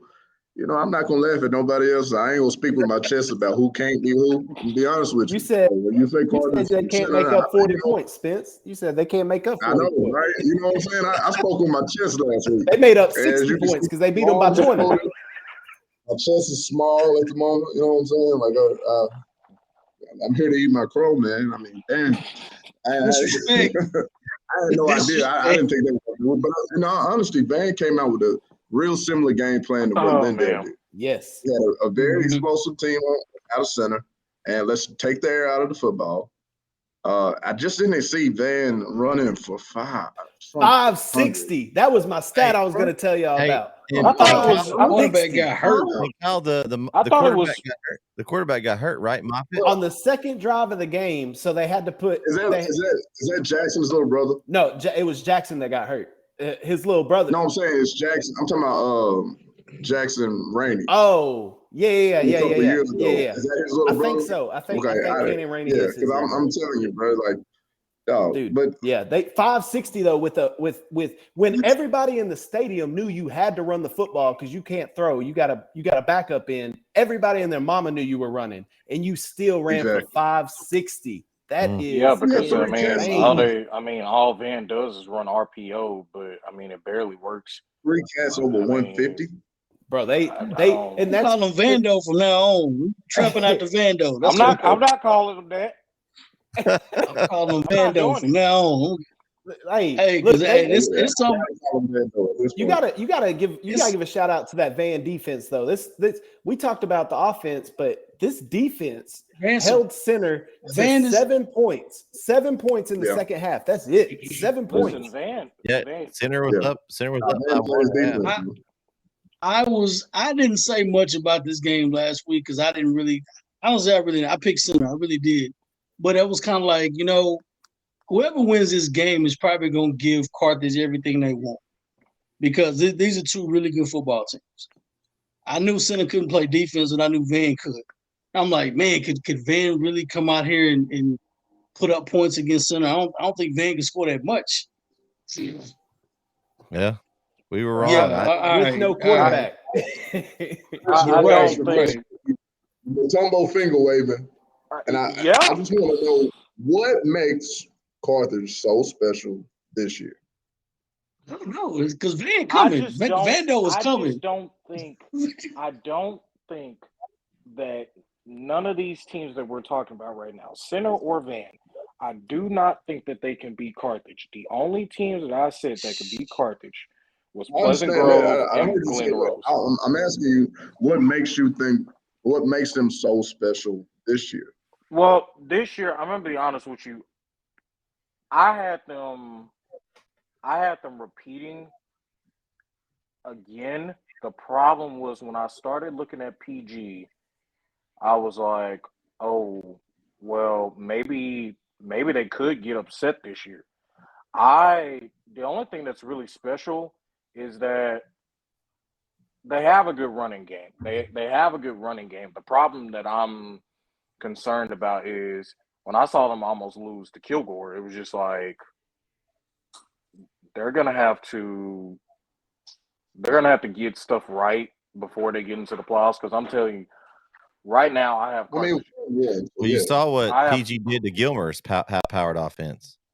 Yeah, and right now I got Carthage getting upset in the third or fourth round. I got them getting upset in 2 weeks. That's what I was about to say. I'm picking. They got to play the Van. Van's got 2 weeks to prepare for them, and Jackson Moffitt will be healthy going into that Van in the Carthage game. Is it a home game for Van? Is it a home game? No, it's in Carthage. I think. Okay. I think. Okay. I don't know. I don't remember where it's at. You got to travel. Honest. You got to travel all the way to Carthage. No. No, yeah, it's in Carthage. But listen, they got 2 weeks to prepare for it. Van would have beat center by more had Jackson Moffitt been playing. If they could have thrown the ball, they would have beat center. center, we would all agree that center's running back Caden Dixon's a stud, right? Really good running back. Right. Absolutely. 21 yards the entire game for Caden Dixon. And the big runs by Monty Cross, the reason they don't even have his stats listed, but he had two 60-plus yard runs, but those were two big plays. Center never drove the ball down the field on Van. It was always big plays that hurt the Vandals. And then I'm surprised. Center got smart, went for two on one of them just to get the lead because they knew it was going to be a back and forth. But second half, the Van defense was flying around, not letting Center get anything. To hold Center's offense to 7 points in one half, the only other team that I think has done that this year would be Dangerfield when Center beat them 28-21. And I don't even know if that's happened in that game. But just an all-out impressive game. Shout out to the big hog mollies, the big uglies up front for the Van Vandals. They were opening up massive holes. The best O-line this year. Lindale has had that title the last couple of years, but with Ace Bostic at right guard and Jose Suarez, the big right tackle, those two are massive human beings. Suarez is what? They are rolling people. What is he? I'm talking about people are being thrown like shot putting defensive linemen.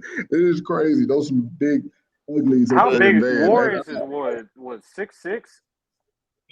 Nah, he ain't that So big. He about 6'3", about 295. He looks 6'6" on camera.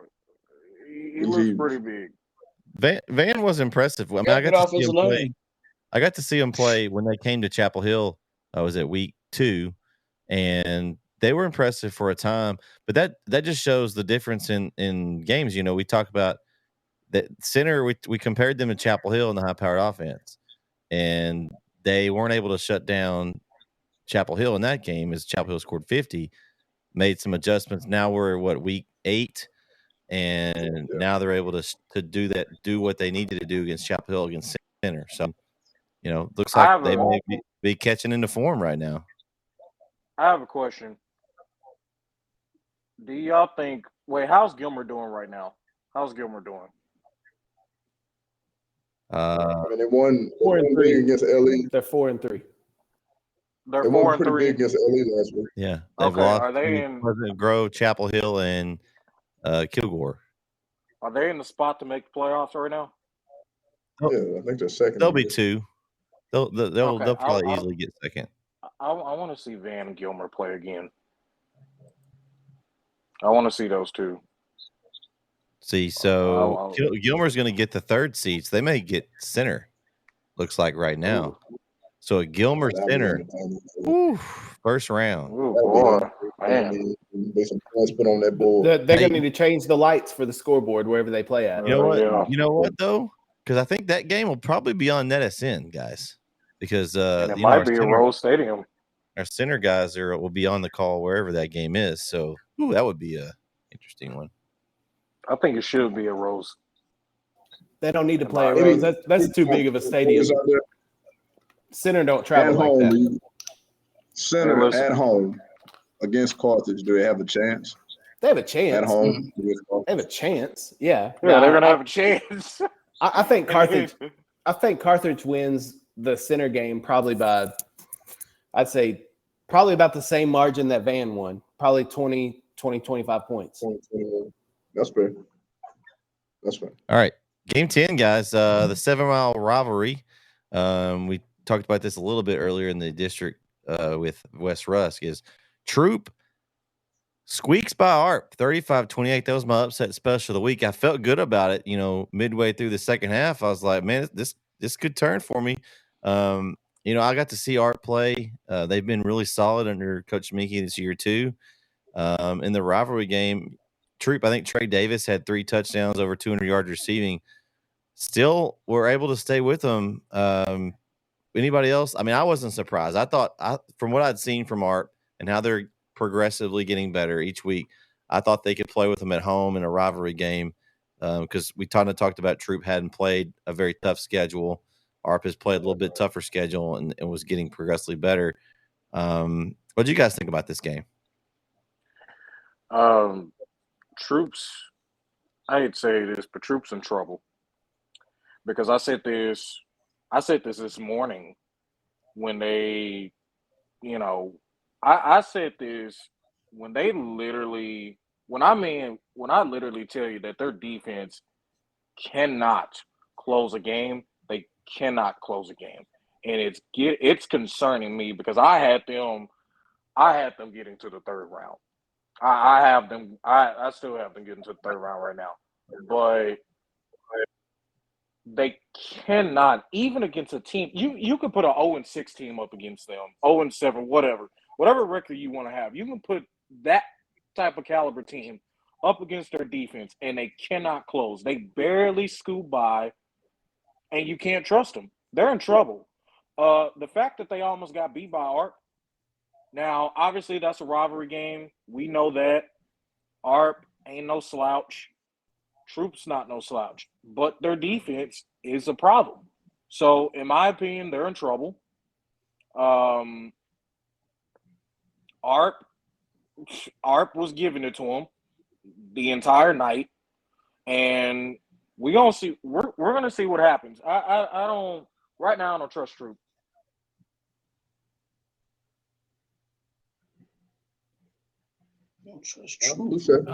Well, here's the thing. It's a rivalry game, like you said. Troop and Arp, it was going to be close. I didn't expect Troop to blow out Arp.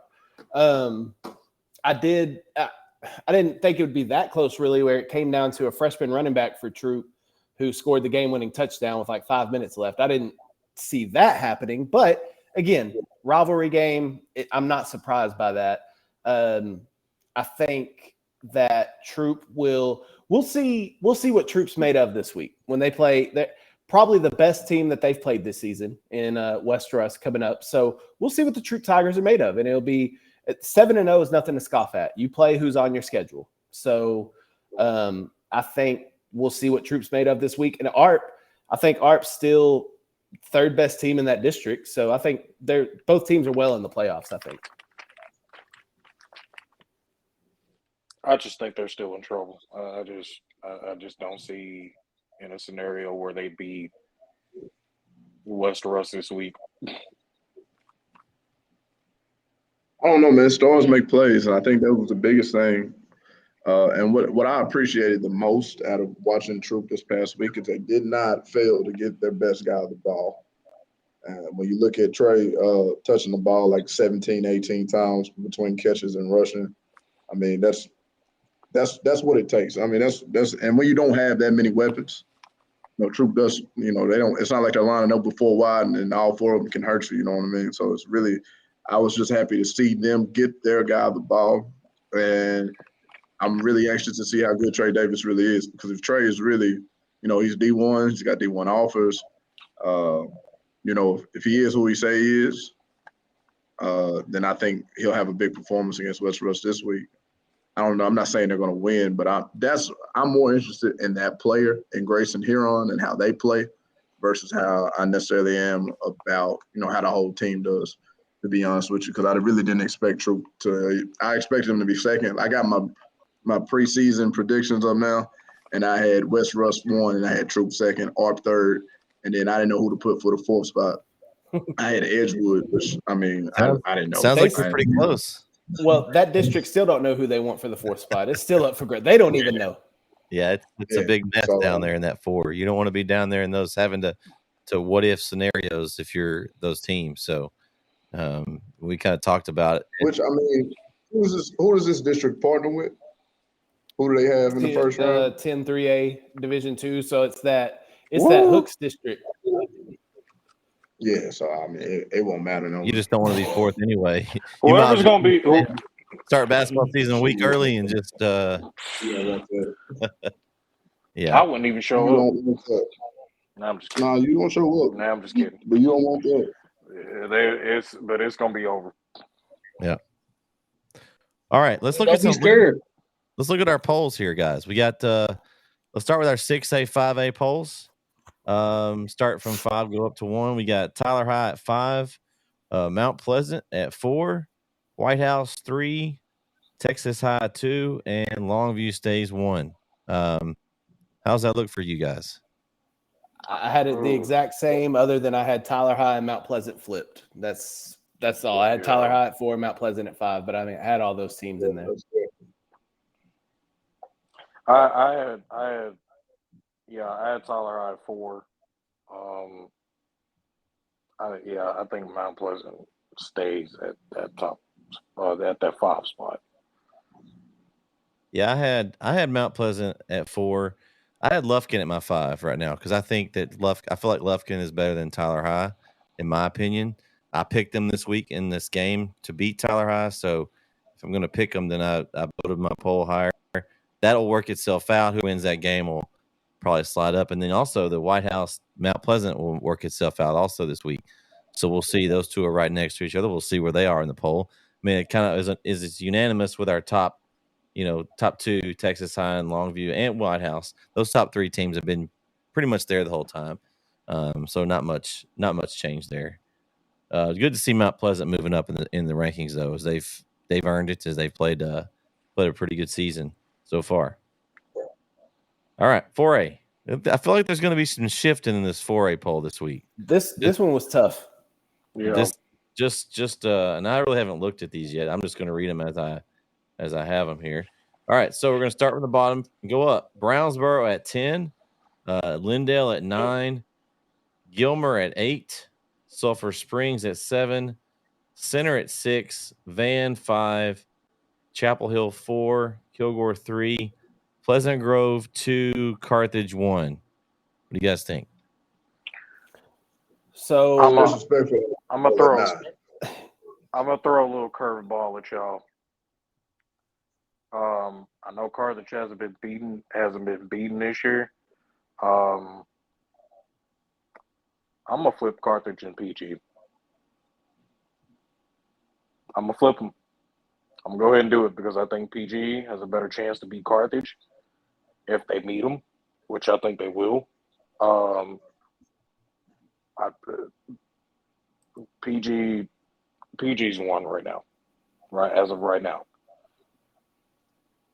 So this one was tough for me because I want to reward Lindale for winning. So I moved them. I had them at 9 last week. I moved them up to 7, but I couldn't put them over Center. I couldn't put them over Van because they lost to Van. I can't hurt Chapel Hill too much because I kept Chapel Hill in front of Van because Chapel Hill beat Van. So I put Kilgore. I had Carthage 1, Pleasant Grove 2, Kilgore at 3, Chapel Hill at 4, Van at 5, Center at 6, Lindale at 7, and then Sulphur Springs, Gilmer, and Brownsboro. But that 3 to 7, it was tough because it was like, well, this team beat this team, but this team beat that team. It was just weird to do, but it was kind of complicated. But I can't argue with the rankings. I think they're pretty much. It's basically what I had. I think Lindale should be higher than 9, in my opinion. We were pretty close, Kyle. We were pretty close. What is Sulphur Springs doing to earn to be above Lindale? Who has Sulphur Springs beat this year? I know they got a good record. I know they only got like 1 loss, but really, who have they played to where you can consider Sulphur Springs more impressive after beating the number 1 team in Texas? That was my point. I have it behind Lindale. Like that's right. I didn't. I like Sulphur Springs because of the record, but you're right. They haven't beat anybody that's really just world beaters. I think it's be honest. The losses is what made me rank Lindale down. I think because if you lose 4 games, I don't care who you if you're like, what if you're a team, if we take college poll for instance, you're a team that you're not even in the poll and you beat somebody that's top. Are you immediately going to move all the way up ahead of someone that is this like only one power ranking, or is this just in general? Just in general. Okay, well, that's fair. Because you've lost that many games. I mean, yes, you're going to move up to me, but you've got to now. Go ahead, Kyle. 3 of their 4 losses are the teams that we have in the top 10, with it being Gilmer, Kilgore, and Van. So yes, they have 4 losses. You're right, but 3 of those are to top 10 teams. So right, and I put them. And I mean, you could honestly say a similar thing about Gilmer, with Gilmer losing to Kilgore. Gilmer lost to Chapel Hill. Like they've lost to good teams as well. And then they beat Lindale. So, but I still had Lindale above Gilmer because right now I think Lindale's playing better football than Gilmer is. And I think if those two teams met again, it might be a little different story. But right now, and you know, Spence, I'm gonna be honest. I think Sulphur Springs, they really, because somebody, because I talk to a lot of people who know about Texas high school football, and a lot of people have, just from that area, a lot of people have Sulphur Springs a threat this year, and I don't even see them. They may make it to the third round, but to say that as of right now that they're better than Lindale based off the performance that Lindale had Friday, Eddie is funny. he is. Based off the performance that Lindale had Friday, I don't see how Sulphur Springs is. I don't think so, because they haven't played nobody. It's a boring district, and I hate to say that, but when you look at these teams, there's nobody that excites you. I mean, Anna, Kaufman, Community, Paris, Maybank. There's nobody in that district that you just like, oh, I want to go watch them play.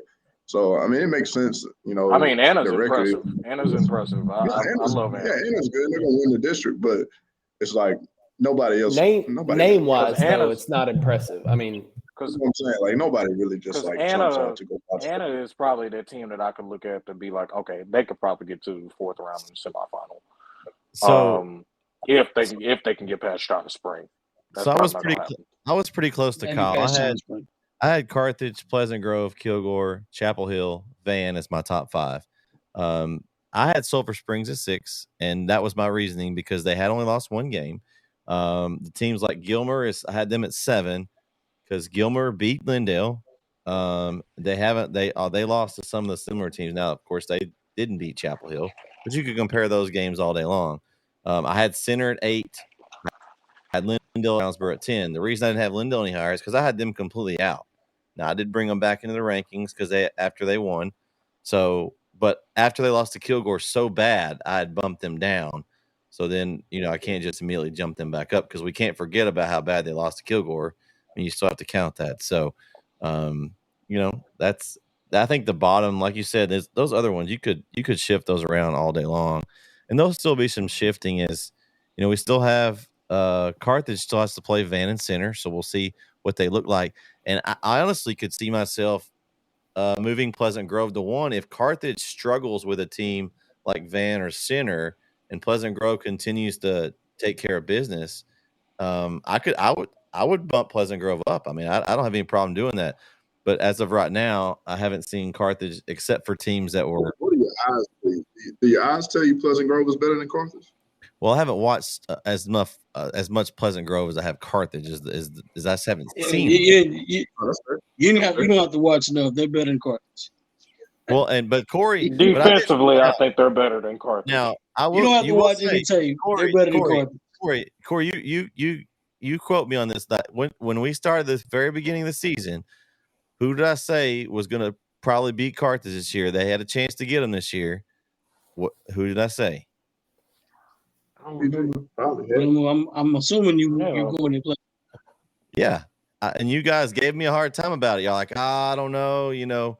I remember this because I was the only one that was like that thought Pleasant Grove had a chance. I said, well, if they're going to get them this year, was a year. No, that was preseason. Spence, does PG have 2 Division I running backs? Yeah, Cade McFadden and Jalen Boyley. Yeah, and to be honest with you, and I know I said that Carthage had the better bunch of running backs, but after Eddie is I think that this is the year that Carthage gets beat by PG, and if they don't get beat by PG, they're going to get beat by Glen Rose because I don't. After what I saw from that Kilgore game at the beginning of the year, I was just like, they're going to get beat this year. And right now, I love Jet Surratt, but right now I'm not in love with how he right now. I'm not in love with how he plays quarterback right now. He has another year. I would say this: they're probably going to get upset by PG or Glen Rose, they'll probably go into the offseason. They'll get them better, and I think Carthage will be back on top next year. But right now, for this year, PG, this is the I'm year not for gonna say them to get it's them. so much as Jet. I think Jet's fine. I think Jet is as productive. I mean, he's got the most yards in East Texas right now. I mean, he's throwing for the most yards in East Texas through 8 games. It ain't necessarily Jet that's the problem.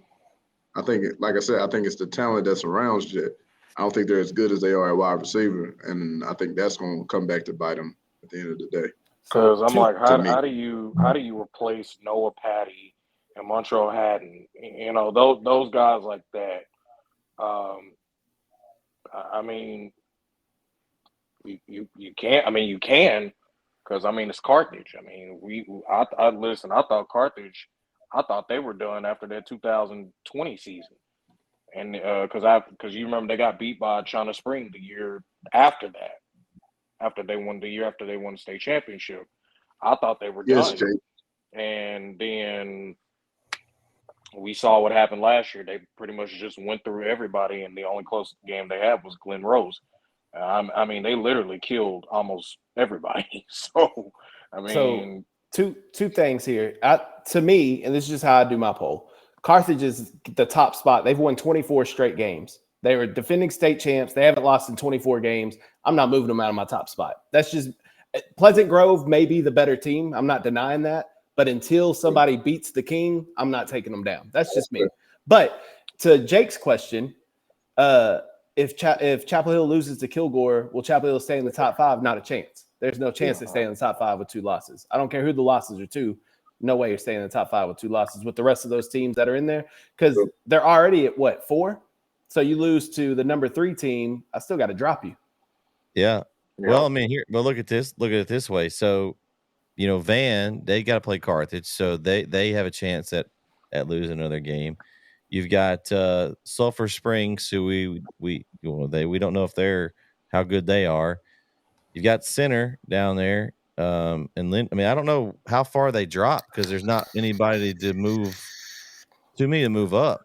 I mean, maybe they drop out of the top 5 for a week, but I mean, of course, that's the last game of the season too. Man better shoot up. That's the thing. Do you move up Center? Do you shoot move up Gilmer? Who do you move up? I don't know. You can't move up because by then Van's played Carthage, so they most likely we think Carthage is probably going to win, or I do. So I think Van's going to probably. Now they have 2 losses, so if it's 2 loss and 2 loss, Chapel will beat them. I mean, it's tough. It's tough to put that because it just depends on how everybody else does. But I don't think they fall very far just because there's not really. You're not putting the team of like Lindale, even though they beat them, loses 4 games with a 2-loss team. To me, even if Lindale wins out, they'd still wouldn't. In my poll, they're not going to drop. You got 4 losses versus 2. I understand, but I mean, but they also won head up. I mean, if they win that. Sweeney, if Lindale wins that district, do you think that they'll be Lindale's not winning the district? I don't think they'll win the district either because I think they'll lose Palestine. Well, I don't think that, but I think by the tiebreaker, even if Chapel Hill beats Kilgore, the point differential will not. Kilgore blew out Chapel Hill, Kilgore beat Lindale by too much for Lindale to try and advance in the number. They're behind in the numbers game. There's just nothing they can do. They're set in stone. Their -3 is set. They can't change it. Yeah. Well, so right now we're probably looking at Lindale being a 2. Yes, maybe. the AP top 10, obviously, because we're statewide. I mean, it's statewide. It's a little different than ours. It's just not, and we'll see. I mean, who knows who has won and lost by the time we get to that point. So it's kind of a tough. We got Brownsboro in our top 10. They're safe. Yeah. They definitely ain't dropping out of the top 10. That's for sure. Yeah. Yeah. All right, let's go check out this. Let's last this small school 3A2A TAPS poll this week. This is always the toughest one for me to rank because there's just so many teams. Number 10, Love Lady. Number 9, Grace Community. Tied at 7th is Garrison and Troop.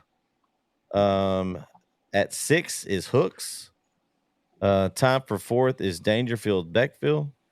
3, Winsboro. 2, Malakoff. 1 Timpson. That's pretty much been the consistent top 3 for a while. What do you guys think about this? I'm gonna be honest with you on this one. Didn't even change a single thing in my poll from last week. All the teams won. I mean, there wasn't anything I was going to do with my poll, so I didn't change it at all. So I have the exact same teams that were in it from last week. So, but I like seeing a couple different teams on there that we have. Love Lady, yes, they're 7-0. Haven't played the toughest of schedules, but they are undefeated. And then Grace Community being 7-0 as well. That's impressive for them. So I like to see those teams make it in the top 10. We always talk about this with this 3A, 2A TAPS poll, the toughest one to do because there are so many teams that are even that you could put in the top 10. I would say probably the top 3 we can all agree on. Timpson, Malakoff, Winsboro, 3 best teams right there. But then after that, it's kind of a crapshoot for the rest of it. Yeah, so 3 of us had Dangerfield as the 4th best team. Brandon has Troop still up there. I dropped Troop a little bit in mine just because they just haven't been impressive in some of their district wins. See, I actually had West Rusk up in my poll. I have them at number 9. They're 2 losses. That's Troop. That's what's getting me. Troop said. West Rusk can't play. I mean, West Rusk lost to Malakoff and to Tatum, which is, I mean, those are tough. Those are tough. I had games. Jefferson in there over West Rusk. Jefferson's one loss is to Timpson, and they played them tough. They played them competitive. I mean, if anything, Jefferson should be up there too if you're going to have West Rusk in it. Right. I had Troop at 8. Personally, I have Troop at 8. But that's a little bit of a problem because you got to look at the teams that's under them. So I don't know at this point. I just think that Troop is going to lose this week, and they'll probably be. Is it possible that they can drop out of the top 10? I mean, the top 10's tough. So, I mean, if they go out and West Russ thumps them, and they hadn't played anybody else, I mean, I don't have a problem dropping them out completely out of it. I don't. The only division that's sitting at 7, yeah, they can get dropped. Because I mean, West Russ replaces them, right? If they beat them. Well, and there's teams that aren't even in the poll that are really good. That I think, yeah, if Troop loses with where they're at in the rankings right now, if they lose, they're out of the top 10. I mean, that's the product of the schedule that they played. It's not a tough schedule. So one loss, no matter if it's to a good team or not, you don't get the benefit of your record like we give the benefit to a Lindell or to a Gilmer because they played tougher teams. Troop doesn't get that benefit. Yeah, because you can't say, well, we've beat a couple of good teams too to balance out. Well, we just lost to a tough team. I mean, you don't have anything to balance it with. So, Corey, you still with us? So what? Corey, you still with us over there? Oh yeah, I just didn't do a poll, so I ain't gonna say. Oh, well, you can still tell us what you think about the polls. You can always give your opinion. It don't. I mean, it's just I don't. I mean, it's hard for me to rank teams. I can't rank them at this point. I'm listening though. I'm listening. All right. Well, that's pretty much it. Where are you guys going to be this week? Kyle, you told us where you're going to be. Troop in West Rusk. And tomorrow night, actually, I'm going to shoot some first half highlights of the Big Sandy Union Grove game. I know, not the best game in the world, but hey, it's some highlights. It's big. Right. It's big for them. It's big for them. Somebody's going to get the first district win. Both of them 0-3 in district. Somebody's going to get the first district win. All right. Great action there. Great action. Chris and I are going to be in Chapel Hill Friday night as Henderson will be coming to town to an angry pack of dogs. Be interesting to see how that game turns out. Spence, what you guys got on tap Friday? I'm in McKinney, baby. Ooh. 7 o'clock, McKinney district championship on the line, baby. Back to the scene of the crime. There we go. Yeah, you want better result than the last time. Either in both times. 2021, we lost to McKinney North up there. And then, of course, we lost to McKinney to start the year off. The year. So, hey, listen, if I don't know who that was who fumbled, but if they don't fumble, they probably win that game. That's fair to say. I mean, there's a couple of calls that we probably should have did different too on there. Defense, I'm not gonna get into that. Heck no, y'all gonna get me fired today. But nah, man, it's gonna be a good time, man. Hopefully we come out to play. PGLE is where Eddie's going to be. That's a good one. It's a little rivalry there. Okay. But should be some good ones this week. I need to get Spence on a podcast so we can talk a whole hour of. Speaking of that, Spence, go ahead and plug your channel there. Oh yeah, Spence and Co. Spence and Company CO. on YouTube. Pretty much a lot of the everything you saw tonight is pretty much the same thing. Try to do a weekly top 10 most intriguing games. Try to talk about, like this tomorrow's episode that drops in the morning. Kind of go through a lot of the games, kind of go through some of the playoff scenarios about, why the game is important and what the records would be for those teams and who's trying to get in. And then, like I said, my baby is my top 100 list. I try to do at the end of the year. Look at all the guys that made first team first team all district in their districts and try to grade their highlight tapes and see who the best 100 players are in this region. So Spence & Company. And if you see it, I don't know if I need to find a way to get my emblem up here. I need to be cool like Kyle, get it behind me right now. But, we'll figure it out eventually. But I'm gonna say this. I'm gonna backdoor that. If y'all not watching this stuff, I've been watching stuff about the past 2 years. You're not watching this stuff, you're missing out. It's very depth, very good analysis on some players in East Texas, very underrated show. Yeah. I second that, Corey. Yeah, it's good stuff. We appreciate you coming on, Spence. What happens is what you're getting is you're getting that little carrot dangling. And so we got you the first week now, and so you got little. Well, I couldn't be the guy that ran after what I said last week. I can't say as much as I said last week about Van and Center and Chapel Hill and Lindale, and then both games go the way they did, and I not show up. I've got more character than that. I respect that, Spence. There was a group of fans last year that did not do that. There was a group of fans last year that did not do that. Didn't say that. I'm not gonna say where they from, but they rhyme with hooks. But anyway, hey, it's okay. Oh Lord! I got a little bit more character in me than that, and I appreciate Kyle for not rubbing it in my face as much as he did. Because if it was a shoe was on the other foot, you would have. Hey, listen, Listen. Vince was trying to be here today. You better believe Vince was going to be here today. Yeah, that's Vince was going to go after you. Vince was going to get you. It's too late now. It's too late, Vince. I showed up. I came forward. Next week, I ain't got to be here. I don't have anything that ties me, with my where I have to be here next week. So if you catch me next week, you catch me next week. But I don't know. I showed up. You didn't show up. So, hey, I went home. Spence, I got Vince this week. I had something for him when it came to this center comment. Because he said that center was going to be Carthage, and after what I saw Friday, they still might. They still might. That's not. They still might. That's why they play the game, fellas. That's why they play the game. Friday the 13th was weird. Hey, we might have another weird week that's coming up. But Spence, thanks for joining. Hey, real quick, the same thing we talked about with Chapel Hill being pissed off that they just got beat by Lindale. You better believe Center's pissed off that they just got embarrassed by Van. 560 yards on the ground. You best believe that practice this week was hell. Hey, so if you want to know if you want to know what Coach Meeks had to say, we do have a coaches show, the Rick Meeks show, every week on NetSN. So Center's coach, they have Center guys have a little show. I actually haven't got to watch it yet, but I kind of want to go back and see what he had to say about this last week's game, just from the coach's perspective. But again, Spence, we thank you for joining us again. You have an open invitation here at NetSN. Anytime you want to jump on with us, we appreciate having you. Christian, Kyle, Corey, Spence, for the missing Vincent Johnson, wherever he may be, I'm Brett Swinney. We'll catch you next week right here on the Weekly Wrap-Up Show. Y'all have a great weekend. Enjoy your football. Let's go, Buffs. Go, Bama.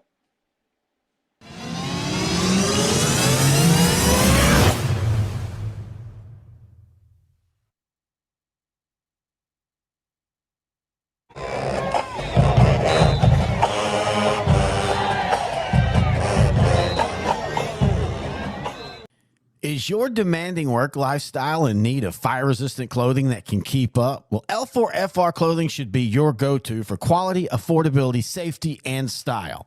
L4FR was founded by a third-generation oil field worker who is also a veteran. Thus, this company has a deep appreciation for reliability and longevity, all while we provide first-rate customer service. Our durable apparel will serve you well for many years to come, whether you're working on a pipeline, a lineman climbing utility poles, or in any other environment requiring fire-resistant apparel. L4FR has you covered. Our apparel is tough enough to resist hazardous conditions while still providing high comfort and style. L4FR provides clothing options to ensure your safety and comfort, whether you're on the job or not. To view our complete inventory of flame-resistant garments, please visit our online store at L4FRclothing.com or give us a call at 817-757-4935. Si habla español. Struggling with mobility, chronic pain, work, or sports injury? At Azalea Orthopedics, our team of highly trained physicians specialize in complete orthopedic care, pain management, sports medicine, physical medicine, and rehabilitation. If you've sustained a bone or joint injury, have mobility or movement problems, struggle with pain, contact Azalea Orthopedics. We're conveniently located across East Texas, serving 18 counties. When visiting your doctor, urgent care, or hospital, you have a choice. Demand Azalea. At Azalea Orthopedics, your health is our priority.